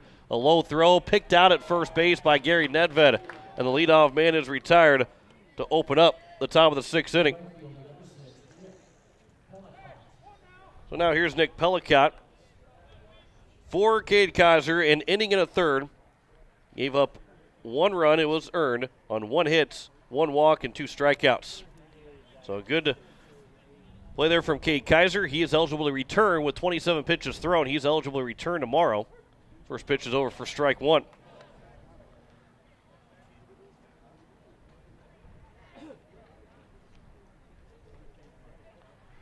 Here's the 0-1 pitch. And that one misses upstairs, and it's now 1-1. Well, one of the 2 championships in the Pierre tennis, that one's off of Wiebe. It's grounded back. He's able to recover, find it, and flip it to first for the outs. And there's now 2 down. Coaches are coming out to check on Wiebe to make sure he's okay. But how about a heads-up play there from Jaden Wiebe? Bounces off of him. He turns around. He turned all the way around and was able to find it and flip it over to first base in time. So there's now 2 away. And he also kind of pushing Hunsley away as he was up to the mound. He said, "No, get back down there. Get back and catch." Here's Tristan Van Wassenhoef. Here's the first pitch that misses low for ball 1. And it was probably a much nicer exchange between Wiebe and Grayson Hunsley. As the 1-0 pitch is lined out towards right field, Jet Zabel will make the catch out in right field. Retires the side. I'll pick up that story in the bottom of the 6th inning. The Governors lead at 7-4 over O'Gorman. You're listening to Pierre Governor Baseball on KCCR and on YouTube at KCCR Sports. At Shane's Pharmacy, your health care is important, and Shane wants to be the pharmacist to take care of you. Shane's Pharmacy will make sure your prescriptions are filled in a timely manner, they will answer your questions, and they will even deliver to your home or office. Call 223-9200. Shane's Pharmacy, the pharmacy you know and trust. The number again is 223-9200. Shane's Pharmacy in Fort Pierre, proud to support high school athletics.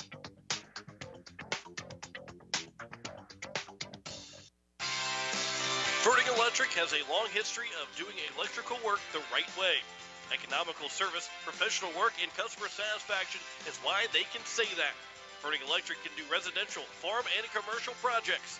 Doesn't matter if they are charged with new construction or a remodel project, they get it conducted. Contact the staff at Furting Electric at 224-8684. They can light a spark into your next project. Furting Electric, 224-8684. As we welcome you back here at the bottom of the sixth inning, the Pierre Governors, they lead at 7-4 over the O'Gorman Knights. As it's 9-1-2, Brecken Kruger, Jaden Wiebe, and George Stalley will be the first three men to face Wyatt Hermson here in the bottom of the sixth. As the Jaden Wiebe hit a 7-pitch inning to finish out the bottom of the sixth. It took a while for it all to update, but a 7-pitch inning for Jaden Wiebe in that top of the sixth inning. So he's in a spot where if he throws well enough in the top of the seventh, he'd be eligible to return back in the game tomorrow against Roosevelt. Here's Brecken Kruger, who's 1 for 2. He was left at the plate after Kaiser was thrown out from second to third. Here's the first pitch to Kruger. It's upstairs for ball one. I was going to go back to that last inning when Wiebe kind of was pushing Hunsley back to behind the plate. Like I said, it probably was a much nicer exchange as Kruger fouls that one back than what Bob Gibson and Tim McCarver had back in the day. Because every time that Tim McCarver, well, he finally stopped. He didn't want to go up. He wasn't going to go talk to Gibson anymore. But he went to go talk to Bob Gibson as the count's now 1-2. And Gibson looked at him and said, "You don't know anything about pitching. Go back down behind the plate, shut up, and catch the ball." And he had more to say than that, but he can't say that on the radio. Here's the 1-2 pitch. That's outside. It's now 2-2. So I doubt that Wiebe said that to Hunsley. And if he did, it was much probably less sincere than because Bob Gibson was completely serious about it. And like I said, Tim McCarver learned his lesson pretty quickly, and he never went out there to go talk to Bob Gibson. There's a ground ball on the left side, fielded by the third baseman, Dunham. The throw to first is just in time to retire Kruger. Beat him by half a step, if that. The leadoff man is retired here in the bottom of the sixth inning. Here's Jaden Wiebe now. He is 1 for 3 with a 2 RBI double back in the second inning. As he's looking for the 2-inning save for the Governors. As he came in with a 7-4 lead, and it's now 7-4 still. That one's popped up, and it will land on top right above the press box. And the count's 0-1. Here's the 0-1 pitch. That's taken for a strike, and it's now 0-2. Also, Spencer Kelly in Flight 5 over at Griffin Park. He won the championship in that Pierre Invitational Tournament. So a good day for one of the Pierre baseball players on the tennis court. There's a ground ball that eats up the third baseman, Dunham, out into left field. There'll be an air charge to Dunham, and Wiebe is on with one out here in the bottom of the sixth inning. And now here is George Stalley, the number 2 hitter in the order. As he is 0 for 3, reaching on a fielder's choice his last trip to the plate. Ground out to short, fly out to right, and reaching on a fielder's choice. Here's the first pitch to him. He'll swing and foul that one back to the netting. And it is 0-1. Stalley and then Lincoln Keenels. Here with one out in the bottom of the sixth. Here's the 0-1. Instead of check over back at first and diving in safely as Wiebe. Both Keenels and Stalley will be looking for their first hits in this ball game, but the 3 of Wiebe, Stalley, and Keenels had 6 of the 9 hits for the Governors in game number 1. They've combined for just 1 hit of the 7 for Pierre right now. And that was Wiebe's double. He's also reached on 2 errors. Here's the 0-1 pitch. And set another check. I believe that's the third time in a row that third time, back-to-back times that Hermson has thrown over at first. Really concerned about Wiebe. And, that run comes in to score. It's a 4-run game, and it feels a lot different than a 3-run game. And that one is a balk called against Hermson, who did not come set. So now it's still 0-1, but the runner from first moves up to second, as Hermson is very concerned about Wiebe, but it turns into a moot point because it ends up being a balk. So here's now the 0-1 pitch, this time to Stally. That one's taken on the outside edge, and it's now 0-2. As Stally looking to reach base, looking for a base hit. 0-2 with one out, runner on second. Here's the 0-2. Stally chops at the plate right in front. The pitcher over to first base. Herbson retires. Stally 1-3. And there's now 2 down. Wiebe moves up to third base. And we'll see if Lincoln Kinos can drive in the game's 8th run. And they give Pierre a 4-run lead with 2 outs here in the bottom of the 6th inning. Kinos struck out, popped out to first, and grounded out to short. After singling and doubling in game number 1. First pitch misses for ball 1. In the top of the 7th, for the O'Gorman Knights, they will have 2, 3, and 4. And right now they will need at least 3 runs to score. And Keynoles will line that one foul. Gets out of play. That one had just about home run distance. If that didn't get out, if it was fair, that would have gone off the top of the wall. He smoked that one down the... That one got out of play in a hurry, too. The quick hands of Lincoln Keynoles turned on it. Counts 1-1. And this time he turns on it again, and that one will just go foul, as it was fair all the way down the line until the last second. And the count's now 1-2. And where do you go if you're Hermson? Because Keynoles has turned on the last 2 pitches and really timing them up well. Do you tempt the strike zone on a 1-2 pitch? And here comes the 1-2 from Hermson. He gets a foul tip from Keynoles that just wasn't caught, so it might have hit the dirt in front of the catcher in Van Wassenhove. And Keynoles barely stays alive here at 1-2.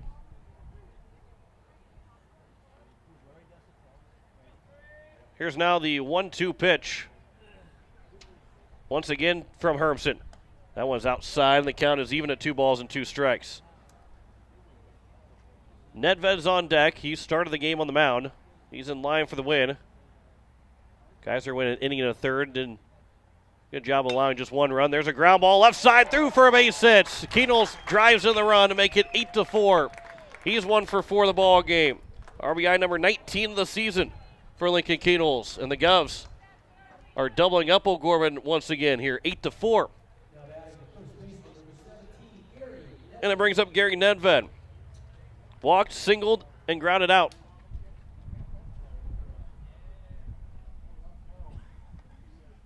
And with a runner on first, 2 away, bottom of the 6th inning. Governor's trying to extend it a little bit, get a little bit more, some cushion here in this ball game. Again, don't forget, tomorrow, 11:40 a.m., we start coverage between the Pierre Governors and the Roosevelt Rough Riders. First pitch is at high noon here at Hyde Stadium. Should be a great doubleheader, especially the way the Governors have played the last now 3 games.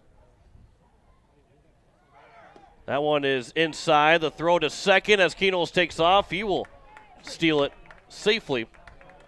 And he is out at second base now with 2 away. And the count is 2-0.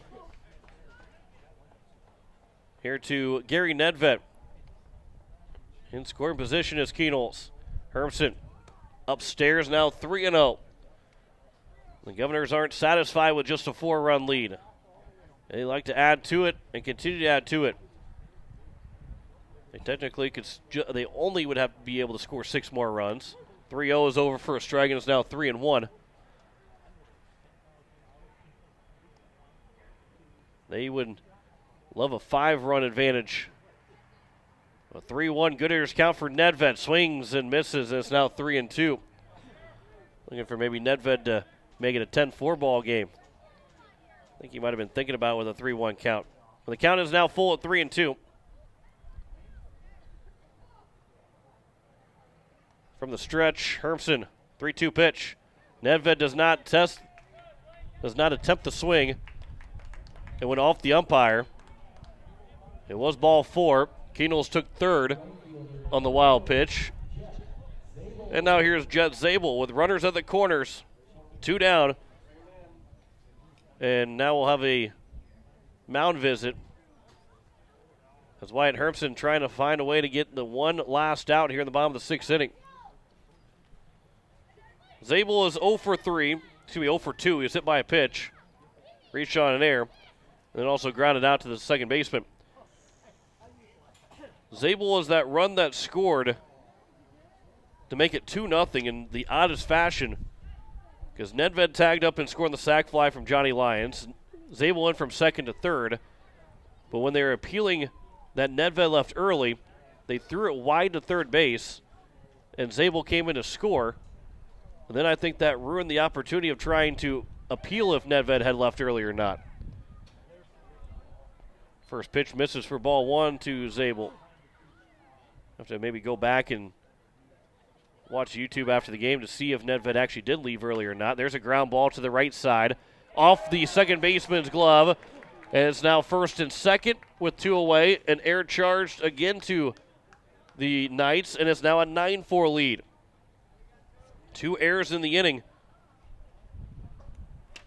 have allowed the Governors to take a 9-4 lead and to keep the inning going, and we're going to have a pitching change before we can get the final out of the 6th inning. Or no, they're going to just take out the second baseman because he's bleeding. So it was not a mound visit. And we'll see who is on his way out to second. Can't see the number.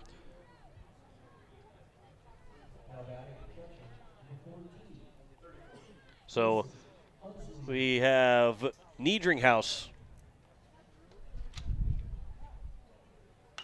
out at second base. That one's off the glove of Hermson. He can't feel it after it went off of him, rolled up the arm, came down. He was trying to scoop it back up with the glove, and Hunsley beats it out. That goes down as an infield single for Grayson Hunsley, and the bases are now loaded. And it will bring up Johnny Lyons. So Niedringhaus is the second baseman now for Charlie Huners. And he would also be hitting 7th in the inning, if that would be the case in the top of the 7th. So here's Johnny Lyons. That one will miss low for ball 1.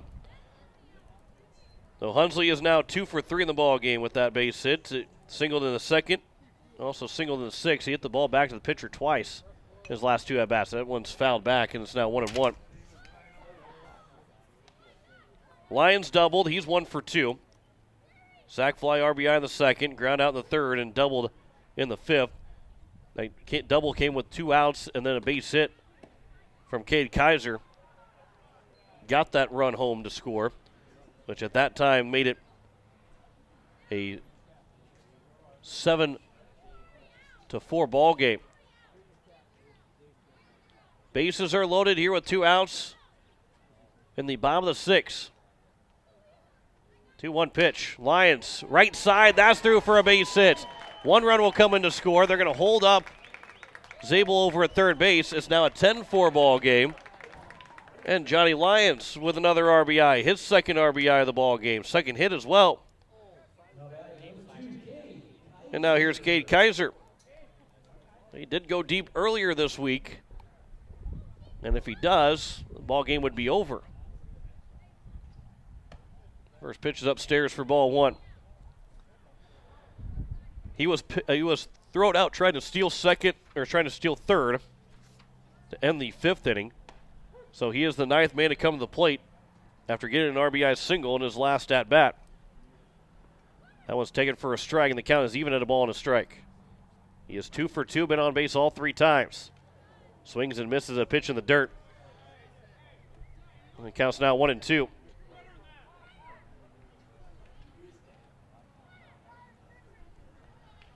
Kaiser got 2 legs of the cycle done. Most likely won't get the opportunity for the cycle, even if he picks up the 3rd leg here. 1-2 pitch, and Kaiser will smoke it out to center field. That one is going back over the head of the center fielder in Heckenleibel.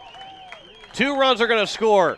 Kaiser's on his way to 3rd. 3 runs will score. Diving head first is Kaiser. That ball goes all the way to the dugout, bounces right back, but it's a 3 RBI triple for Cade Kaiser.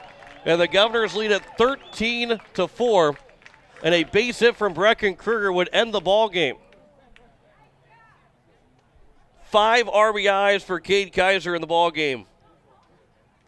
A double RBI, a single RBI, and a triple with 3 RBIs. And Cade Kaiser having himself a fantastic second game. And Brecken Kruger, that ball nearly got away from the catcher in Van Wassenhoven, and Kaiser was thinking to end the ball game right there. There are 2 outs in the inning. Count is 1-0. I have just 1 out on my scoreboard on YouTube. 1-0 pitch. And Kruger pops it up, foul on the right side, and will get out of play. And it's 1-1. Kruger grounded out to open up the bottom of the 6th inning. So he's got the opportunity as he comes back to the plate here in the 6th. Finish off the ball game. There's a strike, and the count's now 1-2. A base hit would keep us from going to the top of the 7th and allowing O'Gorman to have a chance, but they'd have to score 9 times in the 7th inning to tie it up. But Brecken Kruger, who already singled once, looking for one more single here. Here's the 2-2 pitch from Hermsen to Kruger. That one's just a bit outside and a little bit low, and it's now 3-2. On deck is Jaden Wiebe. If Kruger reaches base, most likely by walk, because if he reaches base any other way, then Kaiser's probably going to score. 3-2 pitch. Misses inside, and it will be a walk, so now Jaden Wiebe's got the opportunity to try and finish off the ball game. He reached on an air earlier in the inning. He's reached on air twice. He's also doubled home 2 runs in the 2nd inning. And again, the Govs are 1 base hit away from winning this ball game by a 10-run rule and sweeping O'Gorman. First pitch misses outside for ball 1. George Stalley will be the last man to come to the plate, regardless if he comes to the plate. 1-0 pitch. It's now 2-0 because the bases will be loaded with 2 outs, so either get the last run or we go to the 7th inning. Counts 2-0 here to Wiebe. 2-0 pitch. Wiebe swings and misses. It's now 2-1.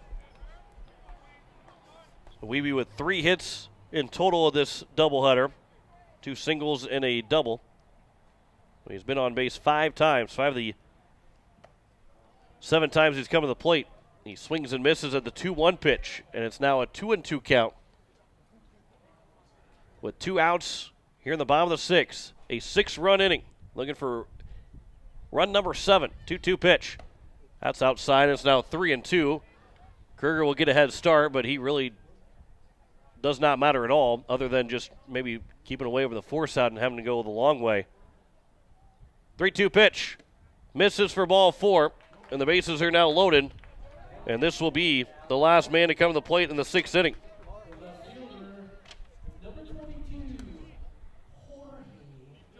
So the bases loaded. 2 outs here in the bottom of the 6th. And George Stalley, who's 0 for 4, reach on a fielder's choice.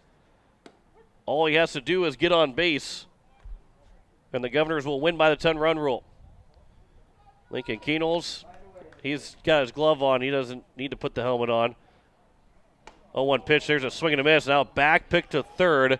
Diving back in safely is Kaiser. That was a dangerous throw, because if that ball got into left field, the ball game was going to be over on another error, which would have been the 7th of the ball game for O'Gorman. Here's the 0-2 pitch to George Stalley. Misses low and inside for ball 1. So 3 errors in the inning.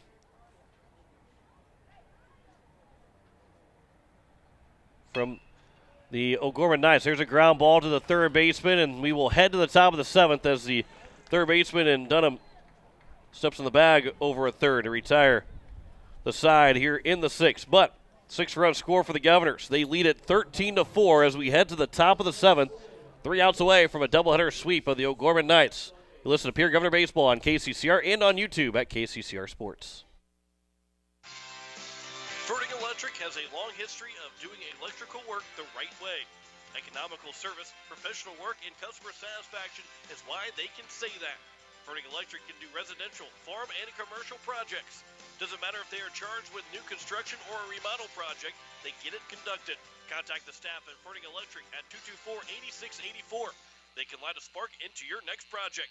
Ferding Electric, 224-8684.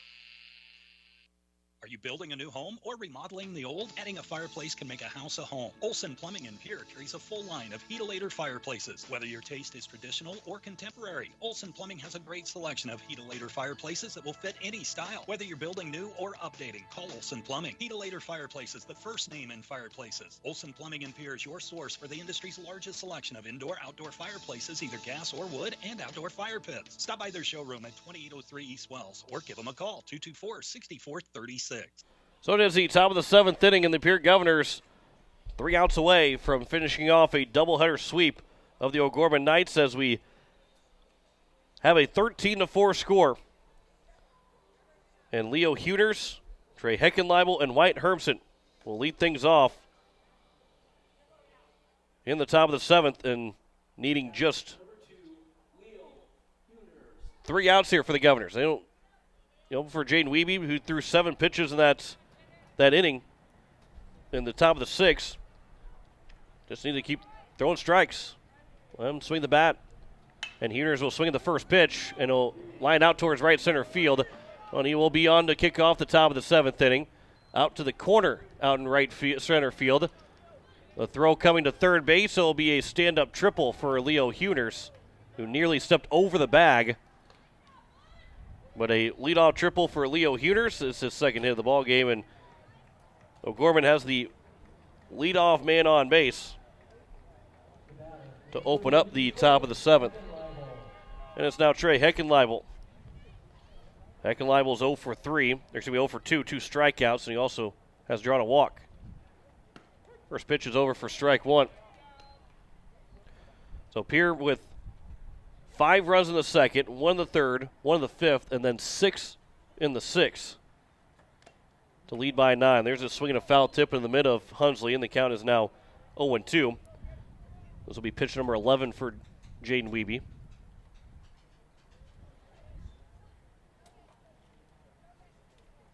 Here is the 0-2. Looked at for strike 3. First strikeout of the ball game for Wiebe, and there's 1 down, and that's a hat trick for Heckenleibel. So in the ball game, that is strikeout number 8 in total. And for the O'Gorman Knights, they've got 2 guys with 6 of those strikeouts.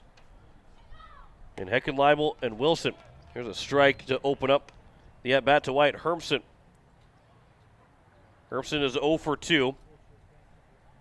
He struck out back in the 1st. He also drew a walk. Counts 1-1.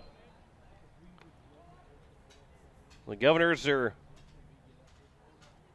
just about, not quite yet, but just about to win their 3rd in a row. Be 10-8 on the season. That one's fouled back, and it's now 1-2. But as you saw in Major League Baseball last night, the Mets scored 7 runs in the top of the 9th inning. 1-2 pitch. That one's looked out for strike 3, and there's now 2 down. 9th strikeout of the ball game for the Governors. 2nd for Wiebe, and back-to-back backwards Ks. And now there's 1 out left to go here in the top of the 7th, and Quinn Dunham becomes that last man. That last hope for O'Gorman. First pitch is upstairs for ball 1. Logan Lindner would be on deck if he's able to come to the plate. Here's the 1-0 pitch. There's a fly ball out towards right field. Zabel going back on it. Turns to his right, makes the catch, And the Pierre Governors sweep the O'Gorman Knights 13-4 in game number 2. Jaden Wiebe will, though it's a 9-run win, he technically will pick up the save with the coming in with a 3-run lead in the 6th inning. But the Governors win it 13-4 over the O'Gorman Knights here in game number 2 after winning 4-0 in game number 1. We'll step aside for 2 minutes and we'll come back to wrap things up here from Hyde Stadium. Doubleheader sweep for the Governors. Back in 2 minutes. You're listening to Pierre Governor Baseball on KCCR and on YouTube at KCCR Sports. Capital City Ford Lincoln Toyota is serving the central South Dakota community and beyond with a great selection of used vehicles. Local trades and program vehicles are available. New Toyotas and new Fords are arriving and selling before they even hit the lot. So don't wait. Stop in and find out what's coming. If you've been thinking about ordering a new Ford, stop in and sit down with one of our sales specialists today. Capital City Ford Lincoln Toyota at 518 East Sioux Avenue in Pierre. Call 605-224-7378 and visit CapitalCityFordToyota.com. Hey, let's go. We're going to be late for the baseball game. I know. My air conditioner is letting me down like our middle reliever last game. I have to give someone a call. That's easy. Call in the closer, AirTech Heating and Cooling. They use Coleman brand heaters and air conditioners, and like our team's closer, AirTech with Coleman products give us quality and dependability we can trust to win the game. You're right. I'm going to the bullpen. AirTech, I need you. Most of us already know that Gales Gas of Pierre is the place to call for propane. They offer an automatic fill plan so you never have to worry about running out of propane.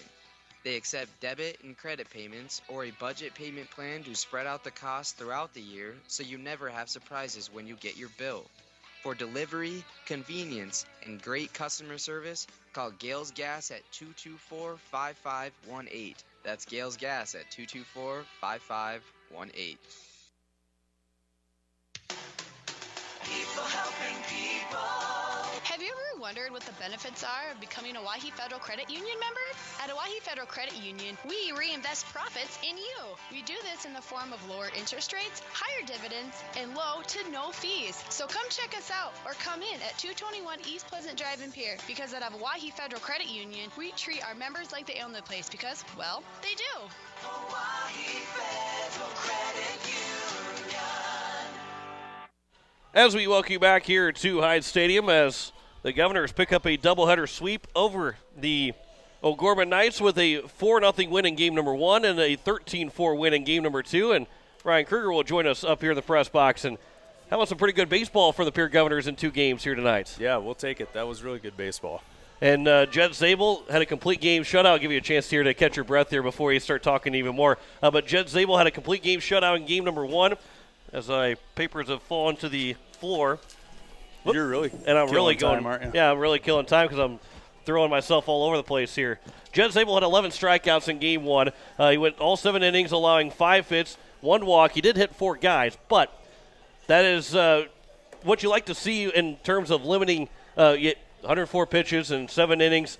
You do that when you limit the walks. Yeah, he did a nice job for us, and I think, of those 4 guys that he hit, I think maybe 3 of them were on 0-2 or 1-2 count. So, but that's, Jetty does that sometimes. He just really is trying to make a really, really good pitch when, maybe just try to locate a little bit. But he's getting better, and he really had a great outing. That's what we needed tonight for sure. And then you had 3 pitchers combined for that 7-inning win with Gary Nedved, who, again, he didn't pitch at all for the Pierre Governors last year, but he has done his job and his part as a pitcher for the Pierre Governors in 2022. Yeah, for sure. And we're going to need him a little bit more as we keep going because we have a lot of games.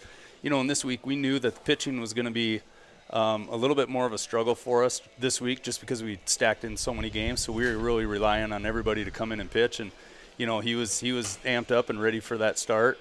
But we got some good help with Cade and Jaden there at the end. And those guys are both going to be gone for the second game tomorrow. So we wanted to make sure we kept those guys both available for tomorrow in the first game if we need them. So yeah, and both guys will have that opportunity to pitch in game number 1 if needed against the Rose-Rough Rough Riders. But also, Kate Kaiser at the plate was a home run away from the cycle and finished with 5 RBIs in game number 2. That's a pretty impressive day at the plate, especially in just one game, where a lot of guys, they might do that in a doubleheader, but doesn't happen very often in one game. he's coming now along because his bat maybe was a little cold like the weather was. It's warming up. His bat's warming up too. And as he's seeing more pitches and just getting more comfortable with the game, and he's a heck of an athlete and a great baseball player. You've noticed, we've thrown him just about in every position out here besides catching so far. So he's in the lineup. He's doing a great job. He's having some great at bats. And that's what you'll see is a lot more success as those guys get more comfortable and more confident at the plate. He's seeing beach balls up there right now, and he's just barreling them up. And again, you have a Jet Zabel, a sophomore on the mound in game one that goes a complete game. Cade Kaiser, a sophomore that has those 5 RBIs. I think you kind of forget because of what they did in the football field and the basketball court that, oh, by the way, this is just their first year of varsity action in all these sports. So, and every sport is much different. Just because you have success in one sport doesn't translate into having success in the other sport. So these are young guys that are doing it and that are coming along very, very nicely and are playing better than sophomores. Oh, absolutely, yeah. And we're thrilled for them, and these guys are just feeding off of each other. And we're gonna, we're getting better every game. We're hoping that we're here to peak here in another 2-3 weeks is when we want to be at our best. And I really feel like, this week stacking these games on, these guys haven't had a break. We don't give them many days off, but when they do, they recharge and they come back and they're ready to work. And these young guys are really, really stepping up this year, and it's really making us a pretty balanced baseball team. Well, and speaking of balanced baseball teams, Roosevelt Rough Riders will be in town tomorrow, and they are as balanced as it gets too. One of the best teams in the state, if not the best team in the state, going into this weekend. Opportunity of 2 games here at Hyatt Stadium. What do you got to do? Not just a split, but what do you got to do to try and get a sweep of Roosevelt? Well, to sweep them, first off, we're going to have, our pitching's going to have to be on. We're going with Dad tomorrow. We got Brady Getz. He's coming in, going to start that game 1. He's our leader. He's our guy. He's our old guy out there. So we're looking for him to, go deep into the game, limit his walks, get strike 1, get that first guy out. I think our defense, we've cleaned it up. We didn't kick the ball around, so I think he's got good confidence in his guys behind him. We're going to have a good defense behind him again. Those guys are going to put the ball in play, and they're just a really good baseball team. I mean, they're number 1 in the state for a reason. They don't make a lot of mistakes, so we have to keep them off the bases and get out number 1, I think, is our big one for our pitchers. And then our hitters just coming up with good aggressive approaches like we have been, like this game. They're seeing good pitches and putting the ball in play. Another one, Johnny Lyons, man, he had a great night. I mean, he comes in, hadn't started, I don't think, for us, maybe one other game. Came in, he had to have 3 or 4 hits. Yeah, but the ones where he did get out, he was barreling them up and just hitting the ball hard. So he had some great at-bats. Really happy with his performance, man. That's a good way to lock yourself into the next game. Yeah, and that's the fun of what we've seen with some of these peer governors is that you look at George Stalley, who did that a couple weeks ago. Johnny Lyons doing it now. Cade Kaiser, who with where he was at, maybe start almost hitting himself out of the lineup, and now he's hit himself back. Make sure that he stays in the lineup, and that's the fun of baseball. And the while it's a team sport, it's a little bit individual. You got to continue to work your way up in that stretch, and it's a lot of fun. That's what makes baseball so much fun, too. Oh, for sure, yeah. And we're having a blast, and these kids are having fun, and that's kind of been our whole philosophy, especially since I've come in, and way before I even came in the program. Dirk and Steve and Sam, they started. Steve's big deal, and Dirk too, is, hey, once you get your opportunity, be ready to perform, because you're on the team for a reason. You can play. And when you get that opportunity, man, take advantage of it and jump on it. And these guys everybody has stepped up so far. So. And a big doubleheader sweep, 4-0 in game 1, 13-4 in game number 2. Coach, appreciate the time. Congratulations on the doubleheader. And, Friday night at Hyde Stadium, there's not much better, and especially the weather we had today. Nothing better than being at Hyde Stadium on a weekend night. Yeah, we love it. And we were just talking, Dirk and Steve and I were just saying, it's like, man, we're almost done with game 2, and we're not even in long sleeves anymore. We didn't know what to do. So, no, it was great. Appreciate the coverage. Yeah, absolutely. And tomorrow against Roosevelt, good luck against Roosevelt. Congratulations. Enjoy the win here tonight, and we'll see you tomorrow afternoon or tomorrow morning here at Hyde Stadium for some afternoon baseball. You bet. Thanks a lot, John. That is Ryan Kruger, assistant coach of the Pierre Governors, as they win it 13-4 in game number 2 after taking game 1 4-0 on a complete game shutout from Jet Zabel, and the Governors are now 10-8 on the season, 2 games over 500. Didn't even mention about that. 3-game winning streak, over 500 again, and the Governors are going to be looking to extend that winning streak and extend that record over 500 tomorrow against the Roosevelt Rough Riders, as they will take on Roosevelt at 12 o'clock, first pitch of the doubleheader, with the second game to follow. In game number 2, the Governors, they won 13-4. They had 13 runs on 10 hits, 1 error, and 7 men left on base. O'Gorman had 4 runs, 6 hits, 6 errors, and 7 men left on base. Time of the ball game was 1 hour and 57 minutes. That was 37 minutes slower than game number 1, which took an hour and 20 minutes in that 4-0 win. But a doubleheader sweep for the Pierre Governors. Hey, we're going to be off the air before 9 o'clock here tonight. So fantastic work of both Pierre and O'Gorman to play some fun baseball this evening. And for the Pierre Governors, some really fun baseball with the doubleheader sweep over the O'Gorman Knights. Thanks to Drew McIntyre, back at the station, our technical producer for the evening. Appreciate the work that he did getting us on and off the air throughout the evening as the Governors, again, pick up a 13-4 win in game number 2 and a 4-0 win in game number 1. Back on the air at 11:40 tomorrow morning, as we'll have the doubleheader between Pierre and Roosevelt with first pitch at 12 o'clock. Once again, final score: Governors win game 1 4-0, and then take game number 2 with a 13-4 win, as we say good night from Hyde Stadium. You've been listening to Pierre Governor Baseball on KCCR and watching on YouTube at KCCR Sports. Pierre Governor Baseball has been brought to you in part by Bank West, B&B Equipment, Wegner Auto, Fisher Rounds and Associates, and All Around Graphics. Governor Baseball is also brought to you by Ferding Electric, AirTech Heating and Cooling, Kruger Contracting, Dakota Sprinkler and Landscaping, Avera, and the Oahe YMCA. And by Kathy Sun and Shine Properties, First Dakota National Bank, CHS River Plains, Lamb Motors, Xander Auto Parts, and Gales Gas.